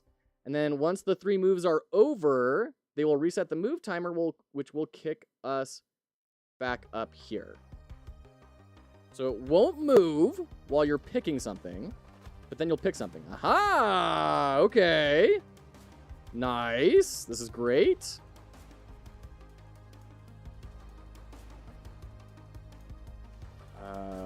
Okay.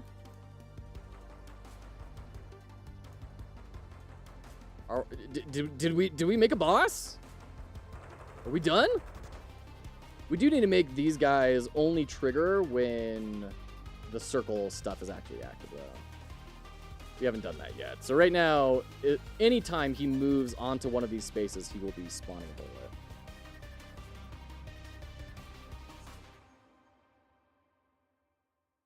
Gonna reset? Mom, I lost Gonna my reset? Hello Kitty lunchbox. Oh, I'll get a new one using No. Walmart Express Delivery. Darn it.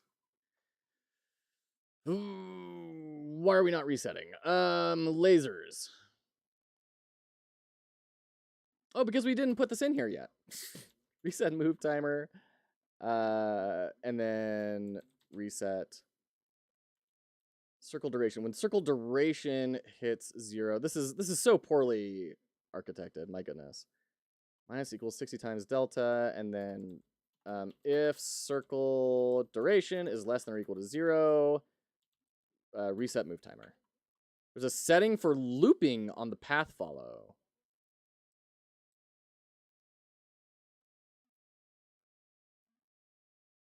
Okay. Oh, we got a charge. That's... Oh, okay. That definitely broke.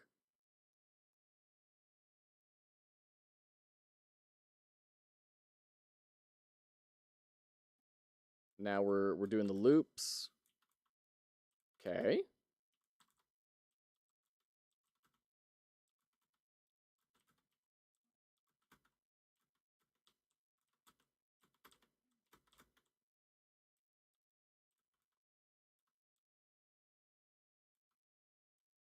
Yeah, I'm not sure I follow why you're bringing up that there's a setting for loops.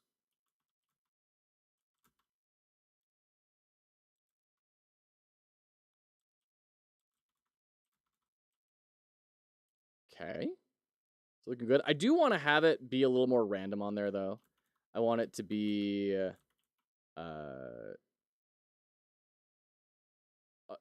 so we'll make a random range for however long we stay in that. That stopped after 1 loop. Gotcha. Okay, great.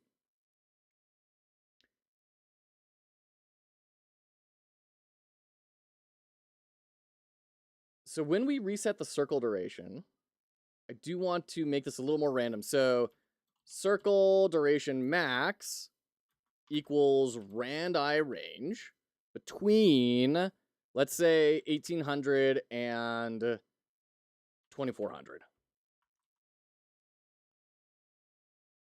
Hypnoticris, hello! Welcome in on YouTube. How you doing? Hope you're well.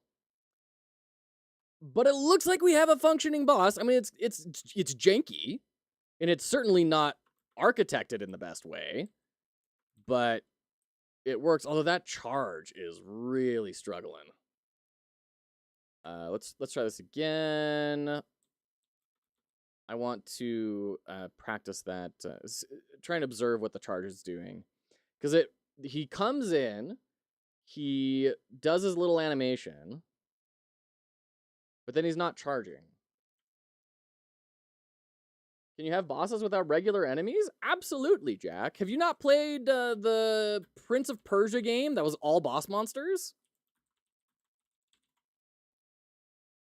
There was a Prince of Persia game a while back that was absolutely stunning visually and did some really cool stuff. And every single enemy you fought was a boss monster. I'm trying to find which one it was. I think it was just called Prince of Persia. It has the big long red and purple scarf. That one. And there's all sorts of games that are just boss attacks, right? What's a really good example? Not Friends. Boss Rush. Titan Souls. Titan Souls is another really good example. Titan Souls was fantastic. There you go. Titan Souls. That's a really good example of a boss rush game. Good, how about you? Doing very well, Hypnoticris. We're making some good progress on my Game Jam submission for the Banana Jam 2. So I, can't complain. We've had a lot of lovely folks jumping in today. A couple of raids. Thank you to everyone for the raiding, and all of you fine folks for hanging out. My job released me early. Well, welcome in, fun guy. We're more than happy to receive you. There are no bonus points for making it work really well. It just barely has to work. That's right. No one cares what your code looks like when they're playing your game. Absolutely. So what game are we making? This is a memory game. So the theme for the Game Jam is brain rot. So I wanted brain and I wanted rot. I didn't want the two together. So we've got this matching game where you are trying to flip these cards over and make matches. If you make the matches, then they will have some sort of effect, like dealing a damage to the boss or healing you. However, the thing that's making this a little bit more difficult is this boss is swinging around trying to knock you out and stop you from doing your matches because ouchies. So that's the idea. We're kind of getting the boss AI to work a little bit better right now. That's what we're on. Cryptic. Oh my gosh, amazing. I care and it burns me. Then again, don't look at the battle system for Attack on Hex Island. I like the card bobbing up and down. Thank you. Yeah, I like that too. I think that indicates more to the player, hey, this is something you're supposed to go touch, right? The bobbing up and down, the shiny particles, I think are a good way to tell a player, hey, look at this, go touch it, interact with it. I know a boss idea if you want more than one boss after the first one dies. Hypnoticris, I'd love to hear your idea. I will not have time to implement it. The jam ends in just a little bit, and I really want a lot more time to polish. But I would love to hear any ideas, because that's always fun. It's always fun to daydream game design together. All right, where are we at here? Right, the charge. The charge is not running. We're not doing it. So we are on move towards player. We're setting that. We're moving towards the player, and then we turn it off. We do the charge. And you know what? We're doing the tween. We're doing the little jiggle. But then, like, this seems like it gets cut out. Let me put a breakpoint here. See when the reset move timer is getting triggered. Throw game ideas my way. I need more, says Jack. So there you go, Hypnoticris. I love design language like that bouncing effect. I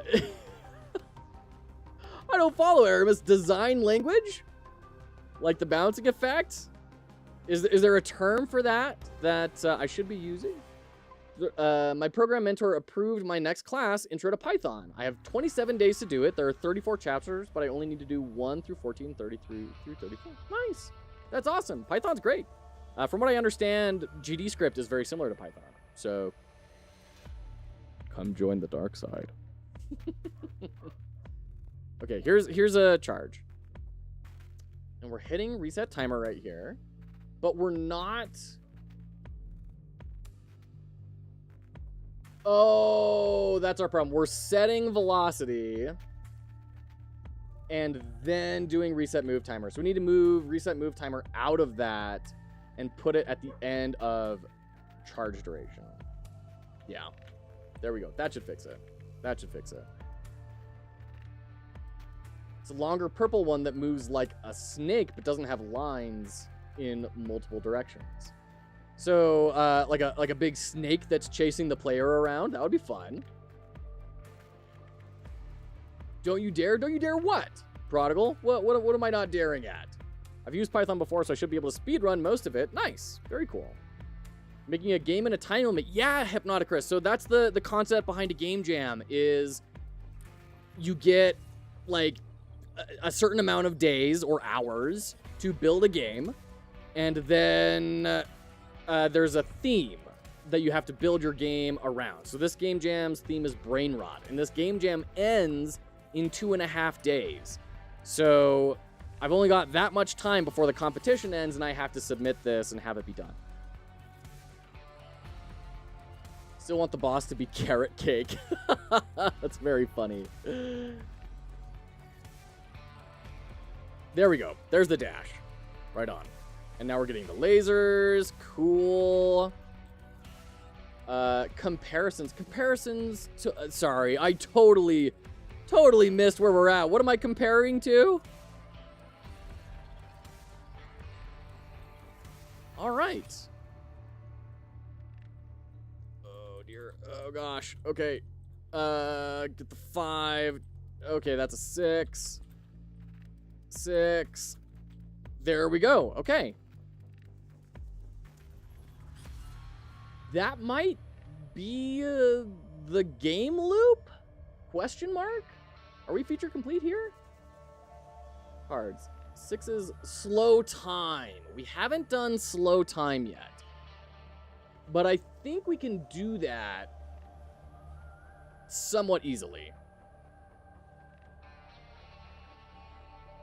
So we go to the game. Global. On 6, we're doing slow time. So we need to say var slow time as equals... Ooh, how do we do this? Too late. You're running out of time. Design language in my head is using references to other things the player will likely understand, like your bouncing effect. Other games use that same design to do positive effects, so players will naturally think the same in this game. Yeah, absolutely, absolutely. So, a way that we kind of talk about that is if we go to our Principles of Universal Design textbook that I know everybody has open right now. Oh, but wait, this one isn't in this isn't one of this one. This is Jacob's Law, which is a law of UX. Here we go. Jacob's Law. Users spend most of their time on other sites. This means that users prefer your site to work the same way as all the other sites they already know. That applies for games as well and any other product.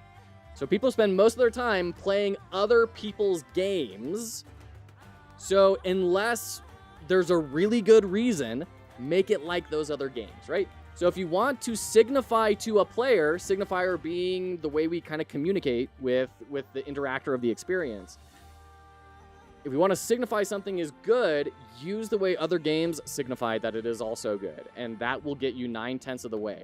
Now, if you are wanting, your player controller to be kind of weird, and that's the gimmick of the game, you're making like a Phodian game, don't listen to Jacob's Law for that. But on the things that don't matter, on the things that aren't differentiators for your product, make them the same as everyone else. It's going to make everything a lot easier on people. You'll make him get the Jacob's Law book. Yeah, definitely. I highly recommend looking up Universal Principles of Design. This book, my professor had it as a book for us to read in college, and I have used it pretty much every single day of my design career. It has been foundational for me as a designer. It's absolutely incredible. It's chock full of incredible, incredible information. This one on archetypes is so fascinating. This was a competition for people to warn future generations of the presence of a nuclear waste disposal site. The design specification required the markers to stand for the life of the radioactive hazard 10,000 years, clearly warn people to stay away from the area, and assume that future civilizations will not be knowledgeable of radioactive hazards or speak any language known today. So these are different ideas that designers came up with to tap into these archetypes, universal patterns of theme and form resulting from innate biases or dispositions, to communicate to a human, regardless of culture, stay away. This is not a good place. Absolutely incredible.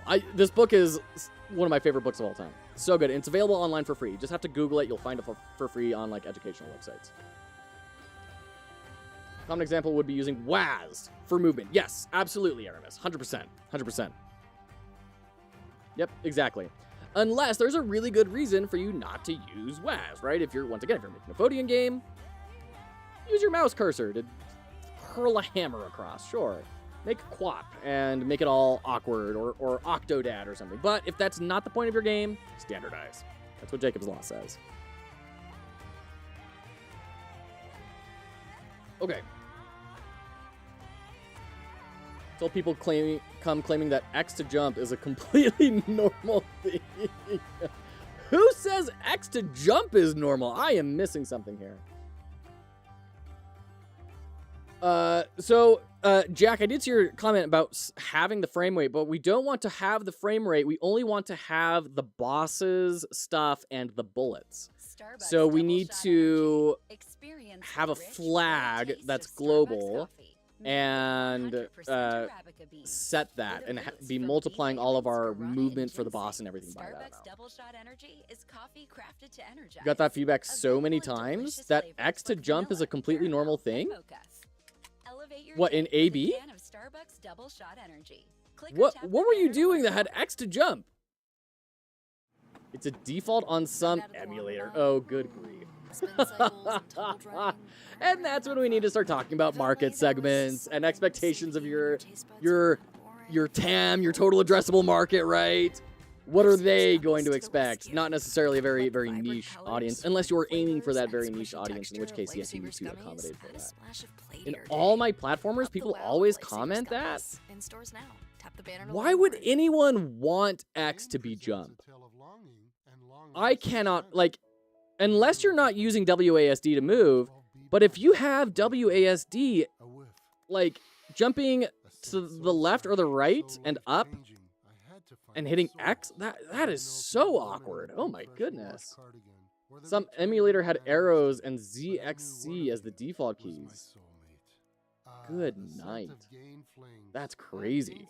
That is absolutely wild.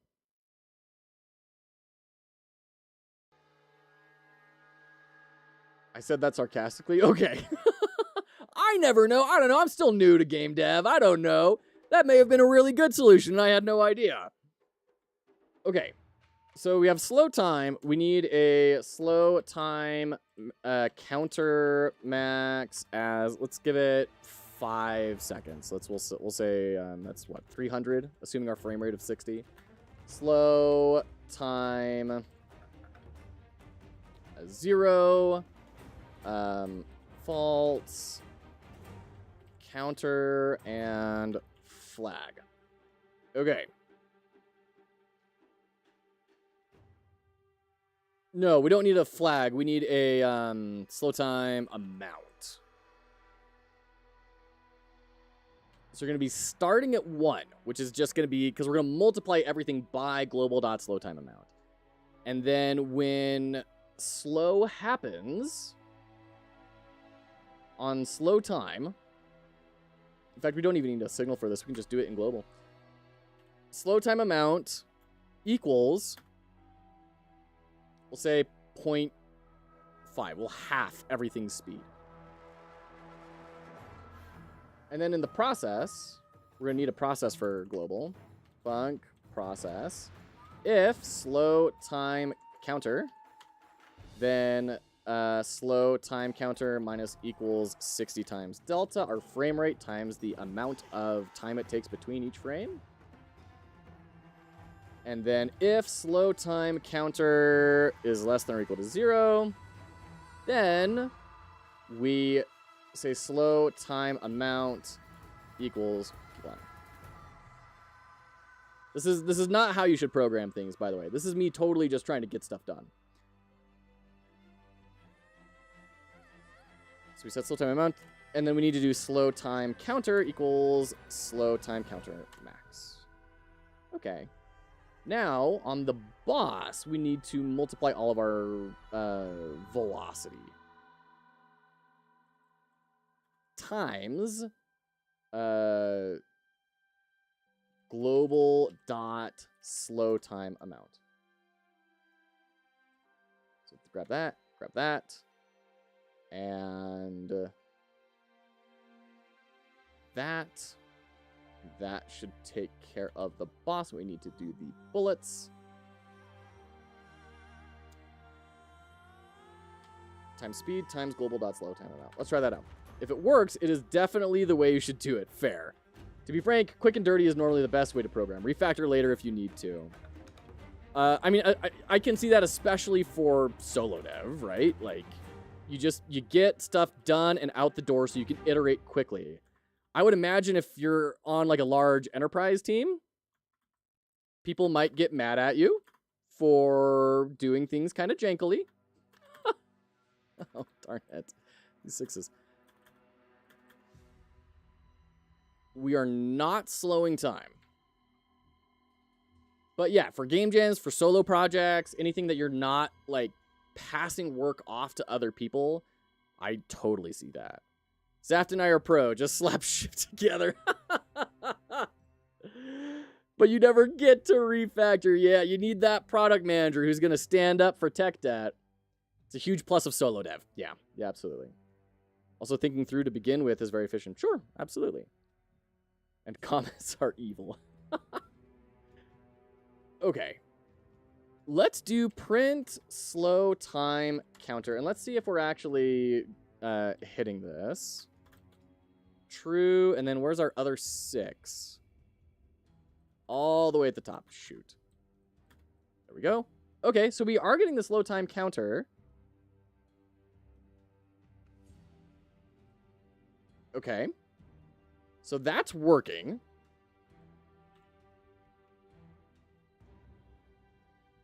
Which means this is hitting. We are setting slow time amount.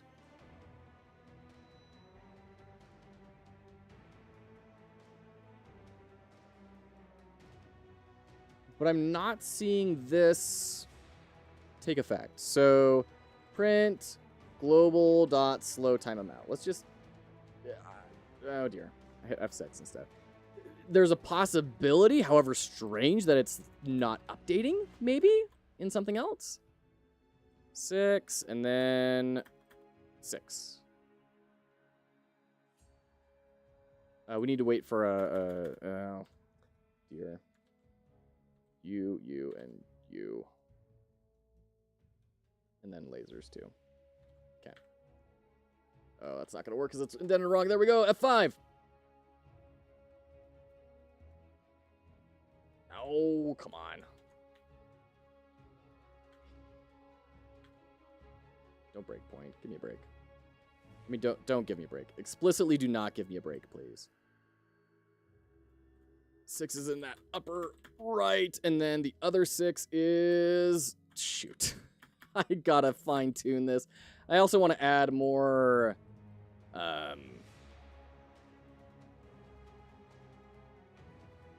what am I saying? More platforms that don't have cards, so you can maneuver a little bit more easily.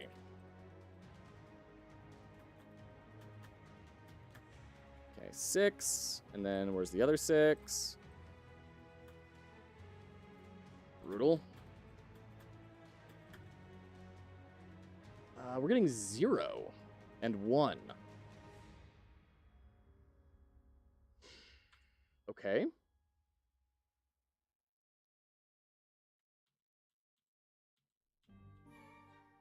So then why is that happening? Why is... I mean, that's definitely happening, right? Print, slow, time, amount. Is it... Let's put a breakpoint there.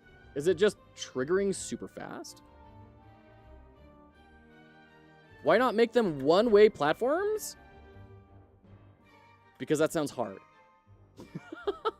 Is the answer to that question, Jack. That's the answer to the question.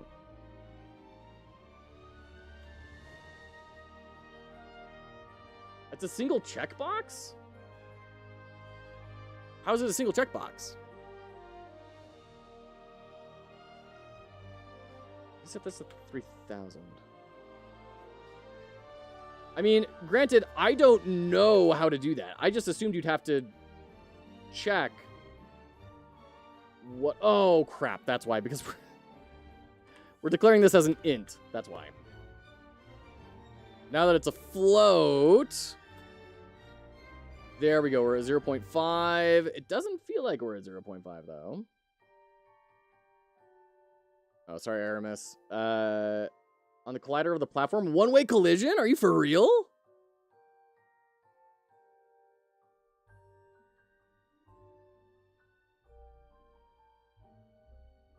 Where is it on the collision? Oh, one-way collision?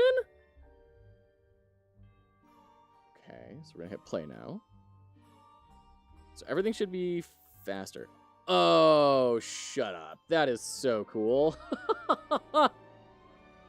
I love that Godot has that just built in. I had no idea. That's incredible. That is so cool. Thank you for that heads up. My goodness. Meaningful comments are a great way to remember things 6 months down the road, especially when it fixes things, but might not be super obvious yet.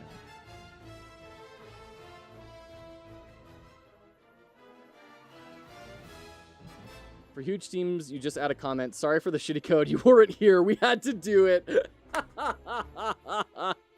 That's hilarious. That's so funny.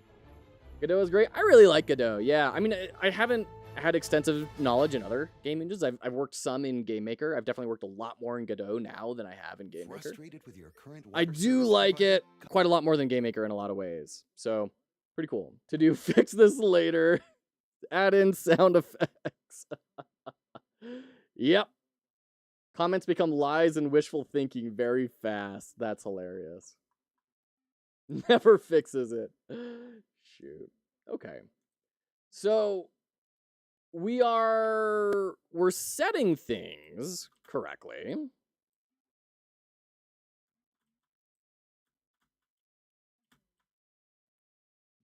Oh, the bullet seems to be going slower. But is the boss going slower?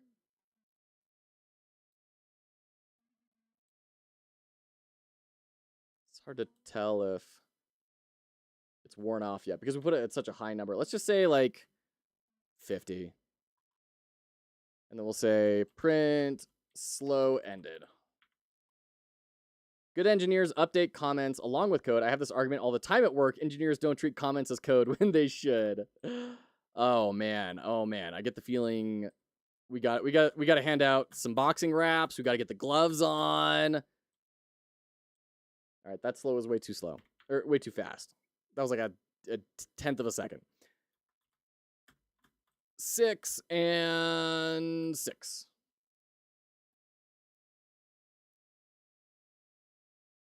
Slow ended. Yeah, I'm not seeing a difference in the boss movement. Are the bullets even changing?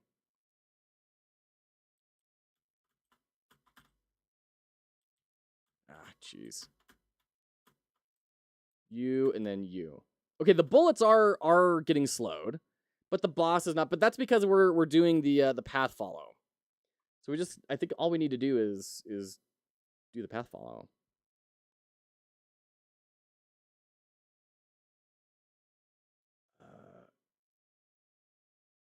Path follow. So let's go to our path follow, and then delta times speed times global dot slow time amount, and then that should get slow time working. So 6. We need the lasers to also be dependent here. So we need to go to the laser itself. So life timer times delta times global dot slow time amount. And then also the timer 1 times divided by global dot slow time amount. Because it's going to be flipped because we're at 1. So if we times it by a half, then all of a sudden that's slower.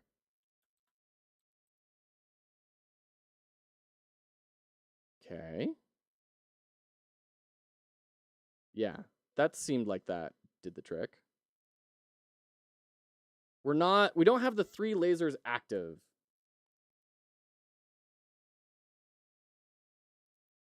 Which is a problem. Isn't the boss following the path? Is that multiplied by your slow No, the path was not multiplied by the slow thingy, which was the problem.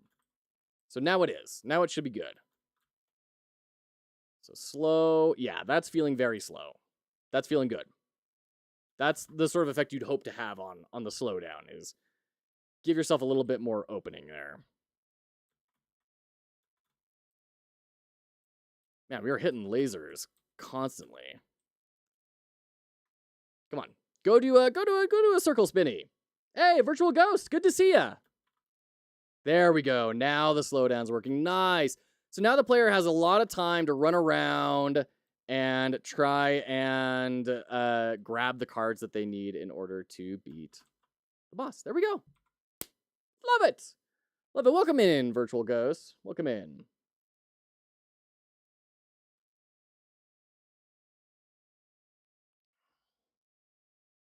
How are you? I'm doing very well. Thank you for asking.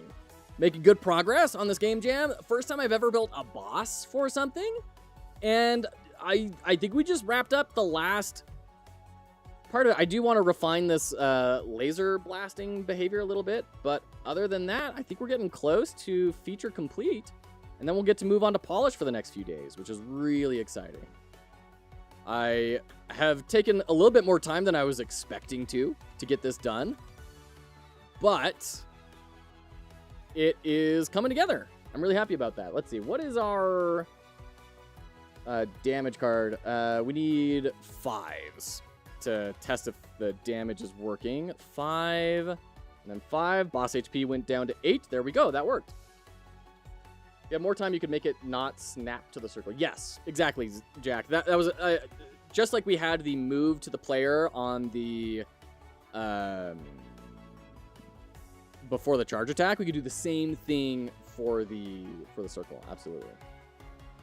You're using your insane OP VFX library. Yes, we are going to be using Cartoon Coffee's VFX library. There's a lot of work to do before we get to that point, but that is the plan. Yeah. If you're unfamiliar with Cartoon Coffee's library, what Zapta is referring to, this is oh, my mouse cursor went away. Hold on. There we go. Now it's fixed. Okay. There is a fellow by the name of Cartoon Coffee. They have a YouTube channel that kind of teaches how to make hand-drawn VFX in video games. They have a really great newsletter about that. And then they also have this VFX pack, which I've used on a bunch of different projects. It's absolutely phenomenal. Their mega pack is on sale for half off right now. It's $100. And that is a little bit steep, but also it's outrageously good.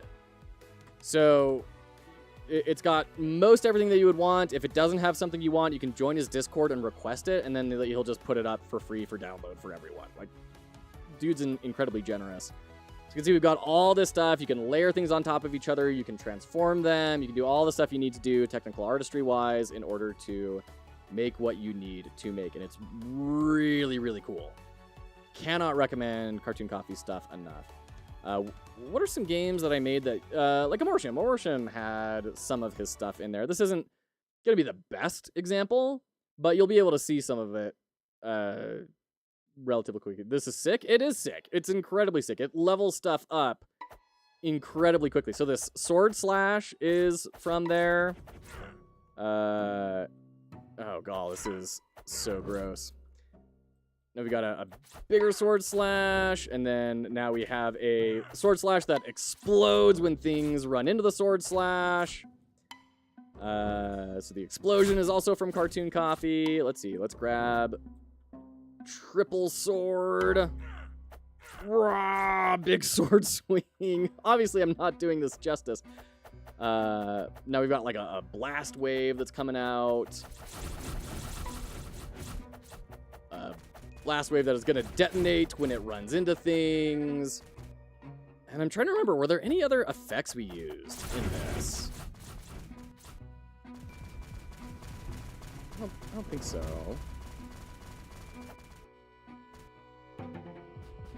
Oh yeah, this is a fun one. A bullet that shoots out blast waves.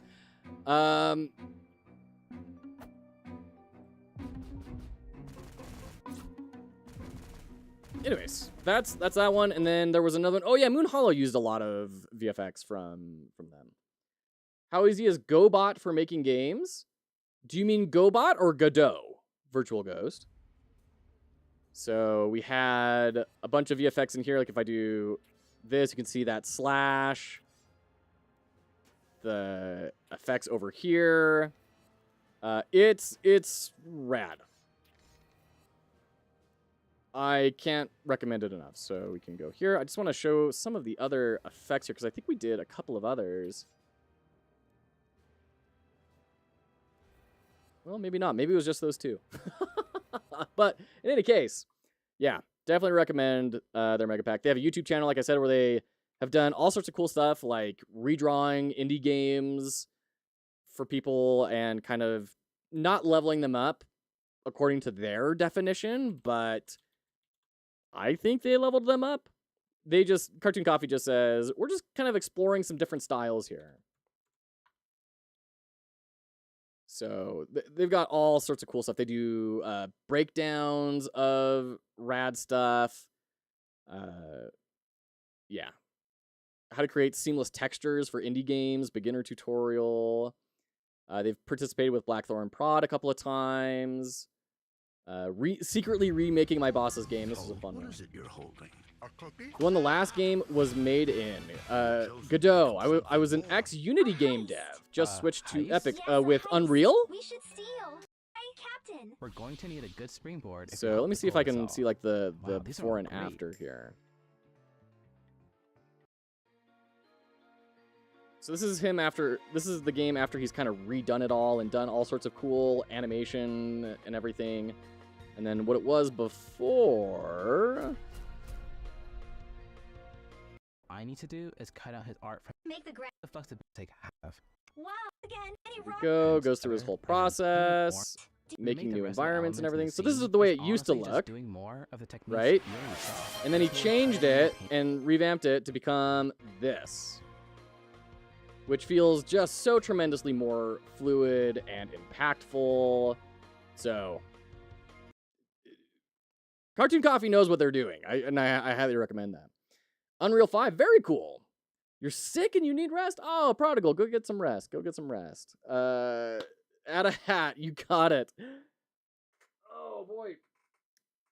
So yeah, Godot is really cool. It's a really cool engine. Slay the Spire 2 is being made in it. It's open source and a non-profit. So it's not going anywhere. It is embedded into quite a lot of processes that is going to keep it that way, right? So there's no board meeting coming up that is going to change how it functions or say, hey, we're going to start doing mobile NFT games. Not going to change their pricing. The pricing is free. You can use it Completely for free, published for free, everything for free. It's open source. I really like Godot. I do not have experience in Unity or Unreal. So take that for what it's worth. But Godot is really taking up a lot of market share, and they have a lot of really cool features. I've really enjoyed my time in Godot, for sure. Thanks for the rec. We'll for sure go watch their vids. Absolutely. Absolutely. The bonnet's missing a friend. Is there a release date for Slay the Spire 2? I can't imagine. Early access is expected in 2025, but that's all we've got. So, but yeah, they were building Slay the Spire 2 in Unity and then announced that they are now building it in Godot. So, looking forward to what Megacrit puts out. Moved from Unity years and years ago before the scandals just because it was so slow. I have heard that it's really slow, really slow. Now, are you going to do Unreal level 3D graphics? No, absolutely. That is still Unreal's big domain. Unity has a huge market share still, and they have a huge history of being very usable and having a ton of knowledge resources online. Unity is still a good product. It can make very good games. It has made incredible games. For me, I just really love the idea that this is open source. So I'm going to learn Unreal. That's like the next project I'm going to tackle is learning Unreal at least a little bit here and there, build some portfolio projects in it. But for now, I love being centralized in an open source space that is mine, right? I can take Godot, I can fork it, I can make my own version of it. I never have to pay a darn thing for it. It's fantastic. So all the games I'm waiting for don't have release dates. That is a lot of the times how it works. All right, we're in ads. We're going to be right back.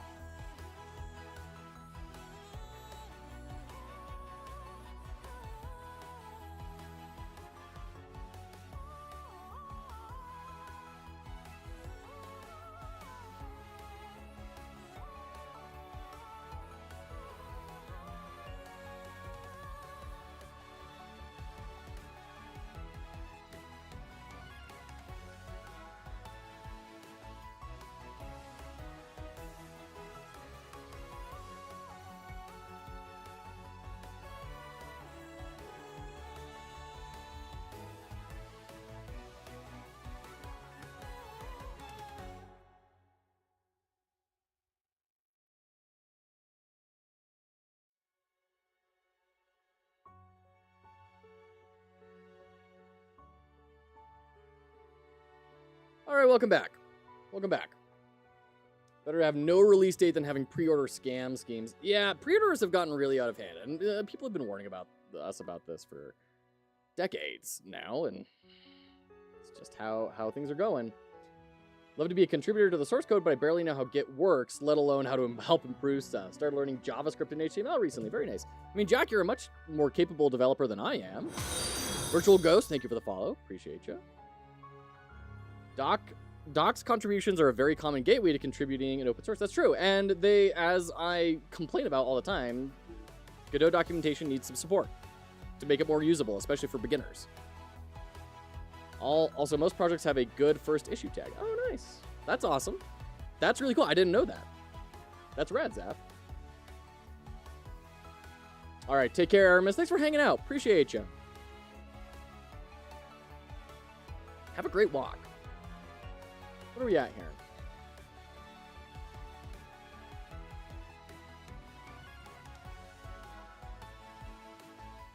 Hard. I think we're just done, right? What happens if we do the banana and the bread? We need 2 and a 3 to verify that that's working. 2 and the 3 is going to make us, like, invulnerable. I don't know if we've built that out yet.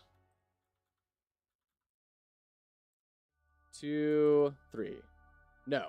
Okay, we are not matching on 2 and 3. So let's go ahead and get that built out. And then that should be feature complete.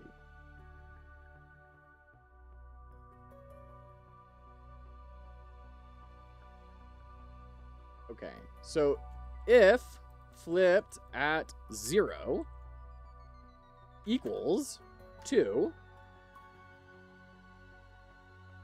and flipped at 1 equals 3, then signal bus dot player invuln dot emit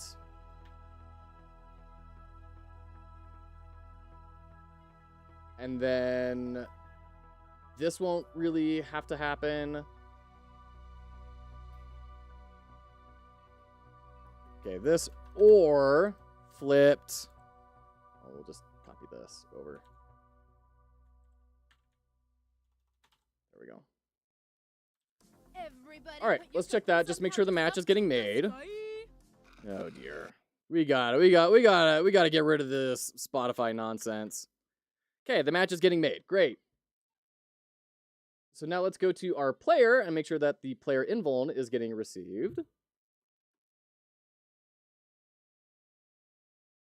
Connecting to player invuln. Invuln counter equals invuln max. Okay. If invuln counter is greater than 0, return. On take damage. And then in process, if you're greater than 0, -1 times delta. We need to fix that so we're relative to the frame rate. And I think that'll be the invuln. Let's do print invuln. Exit easy. Won't reach it. Don't do that. Don't do what? 2, 3, and then invuln. Yeah! Right on. Cool. Polygon, welcome in, friend. Thank you so much for the subscription. Subscribe for 6 months. Look at you. Polygon, how you been doing recently, friend? How's building friends going? Thank you for the congratulations there. Appreciate that. Hope you're doing well. It'll trigger both invuln and number 2 match.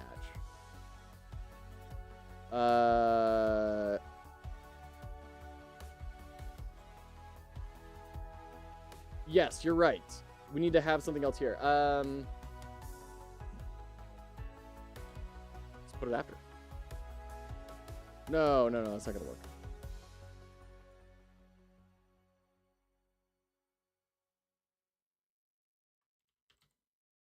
Elif. There we go. Else.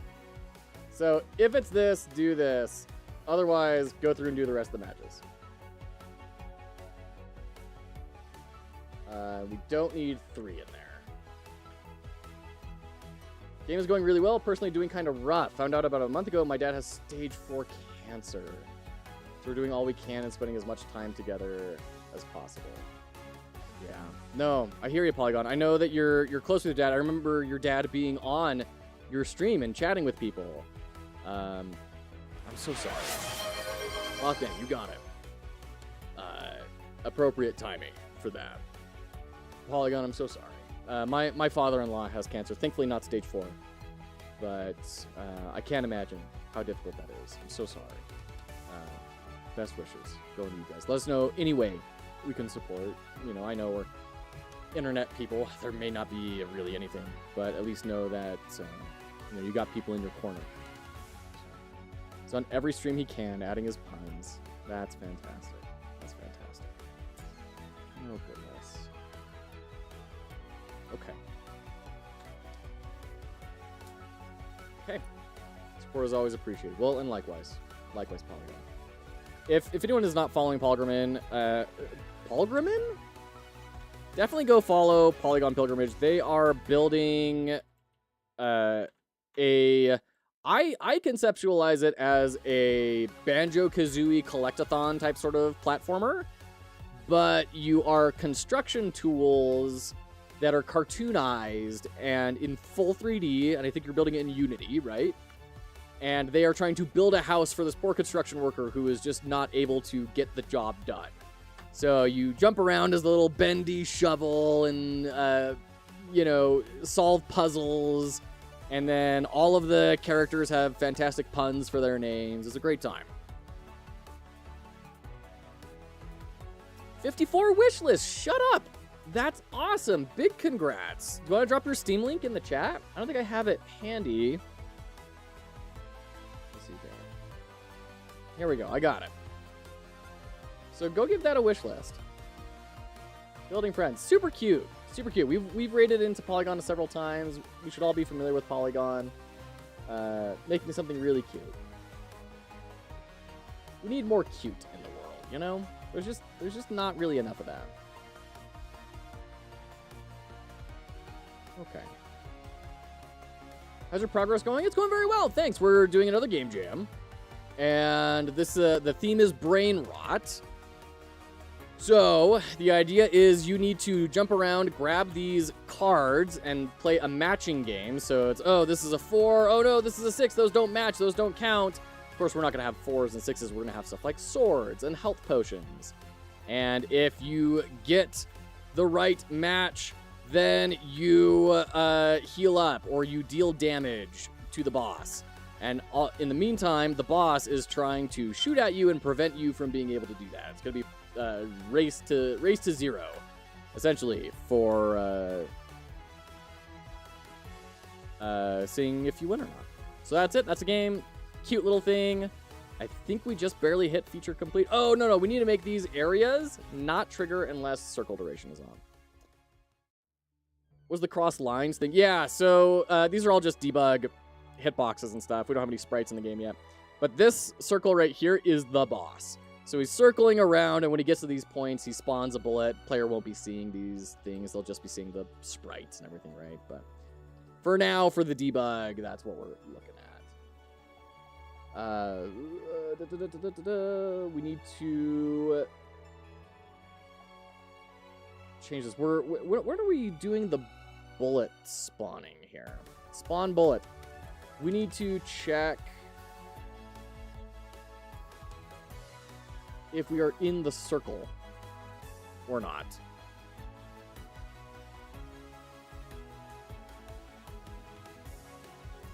Bullet spawn location, bullet spawner. Yeah. So we're going to have to pass in the boss here. Export var boss as character body 2D. Grab our game, and then we need to assign the boss here. And then in bullet, we could say if boss dot circle, what's it called? Duration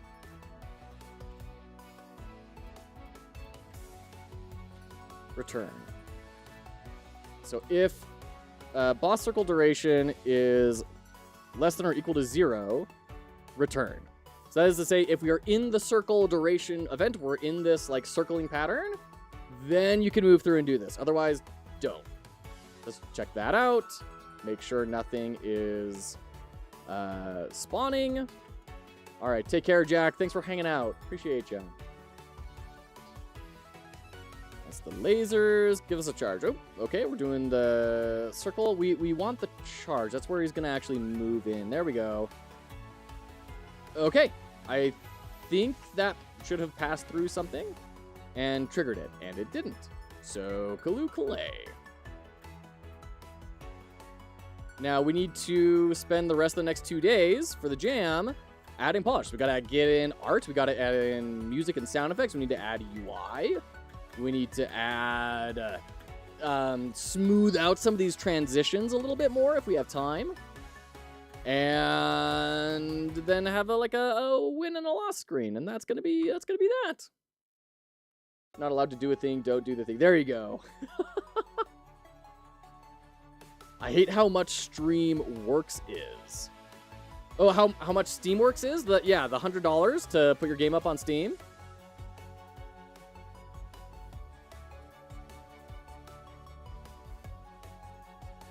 €80. The thing is, if you sell enough over the course of a year, they return that money to you, right?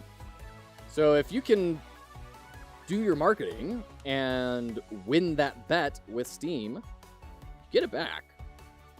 But it does put a little bit of a barrier up front to get something on there. Imagine the amount of garbage if it was... Exactly, yeah. That little barrier is kind of protecting all of us from a good amount of stuff.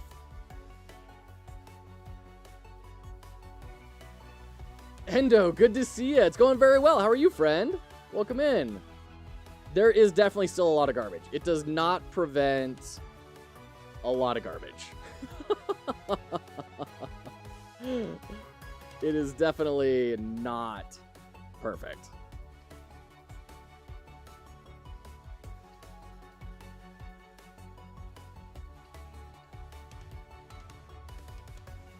That's true of the internet and world at large. It's very true. It's very true.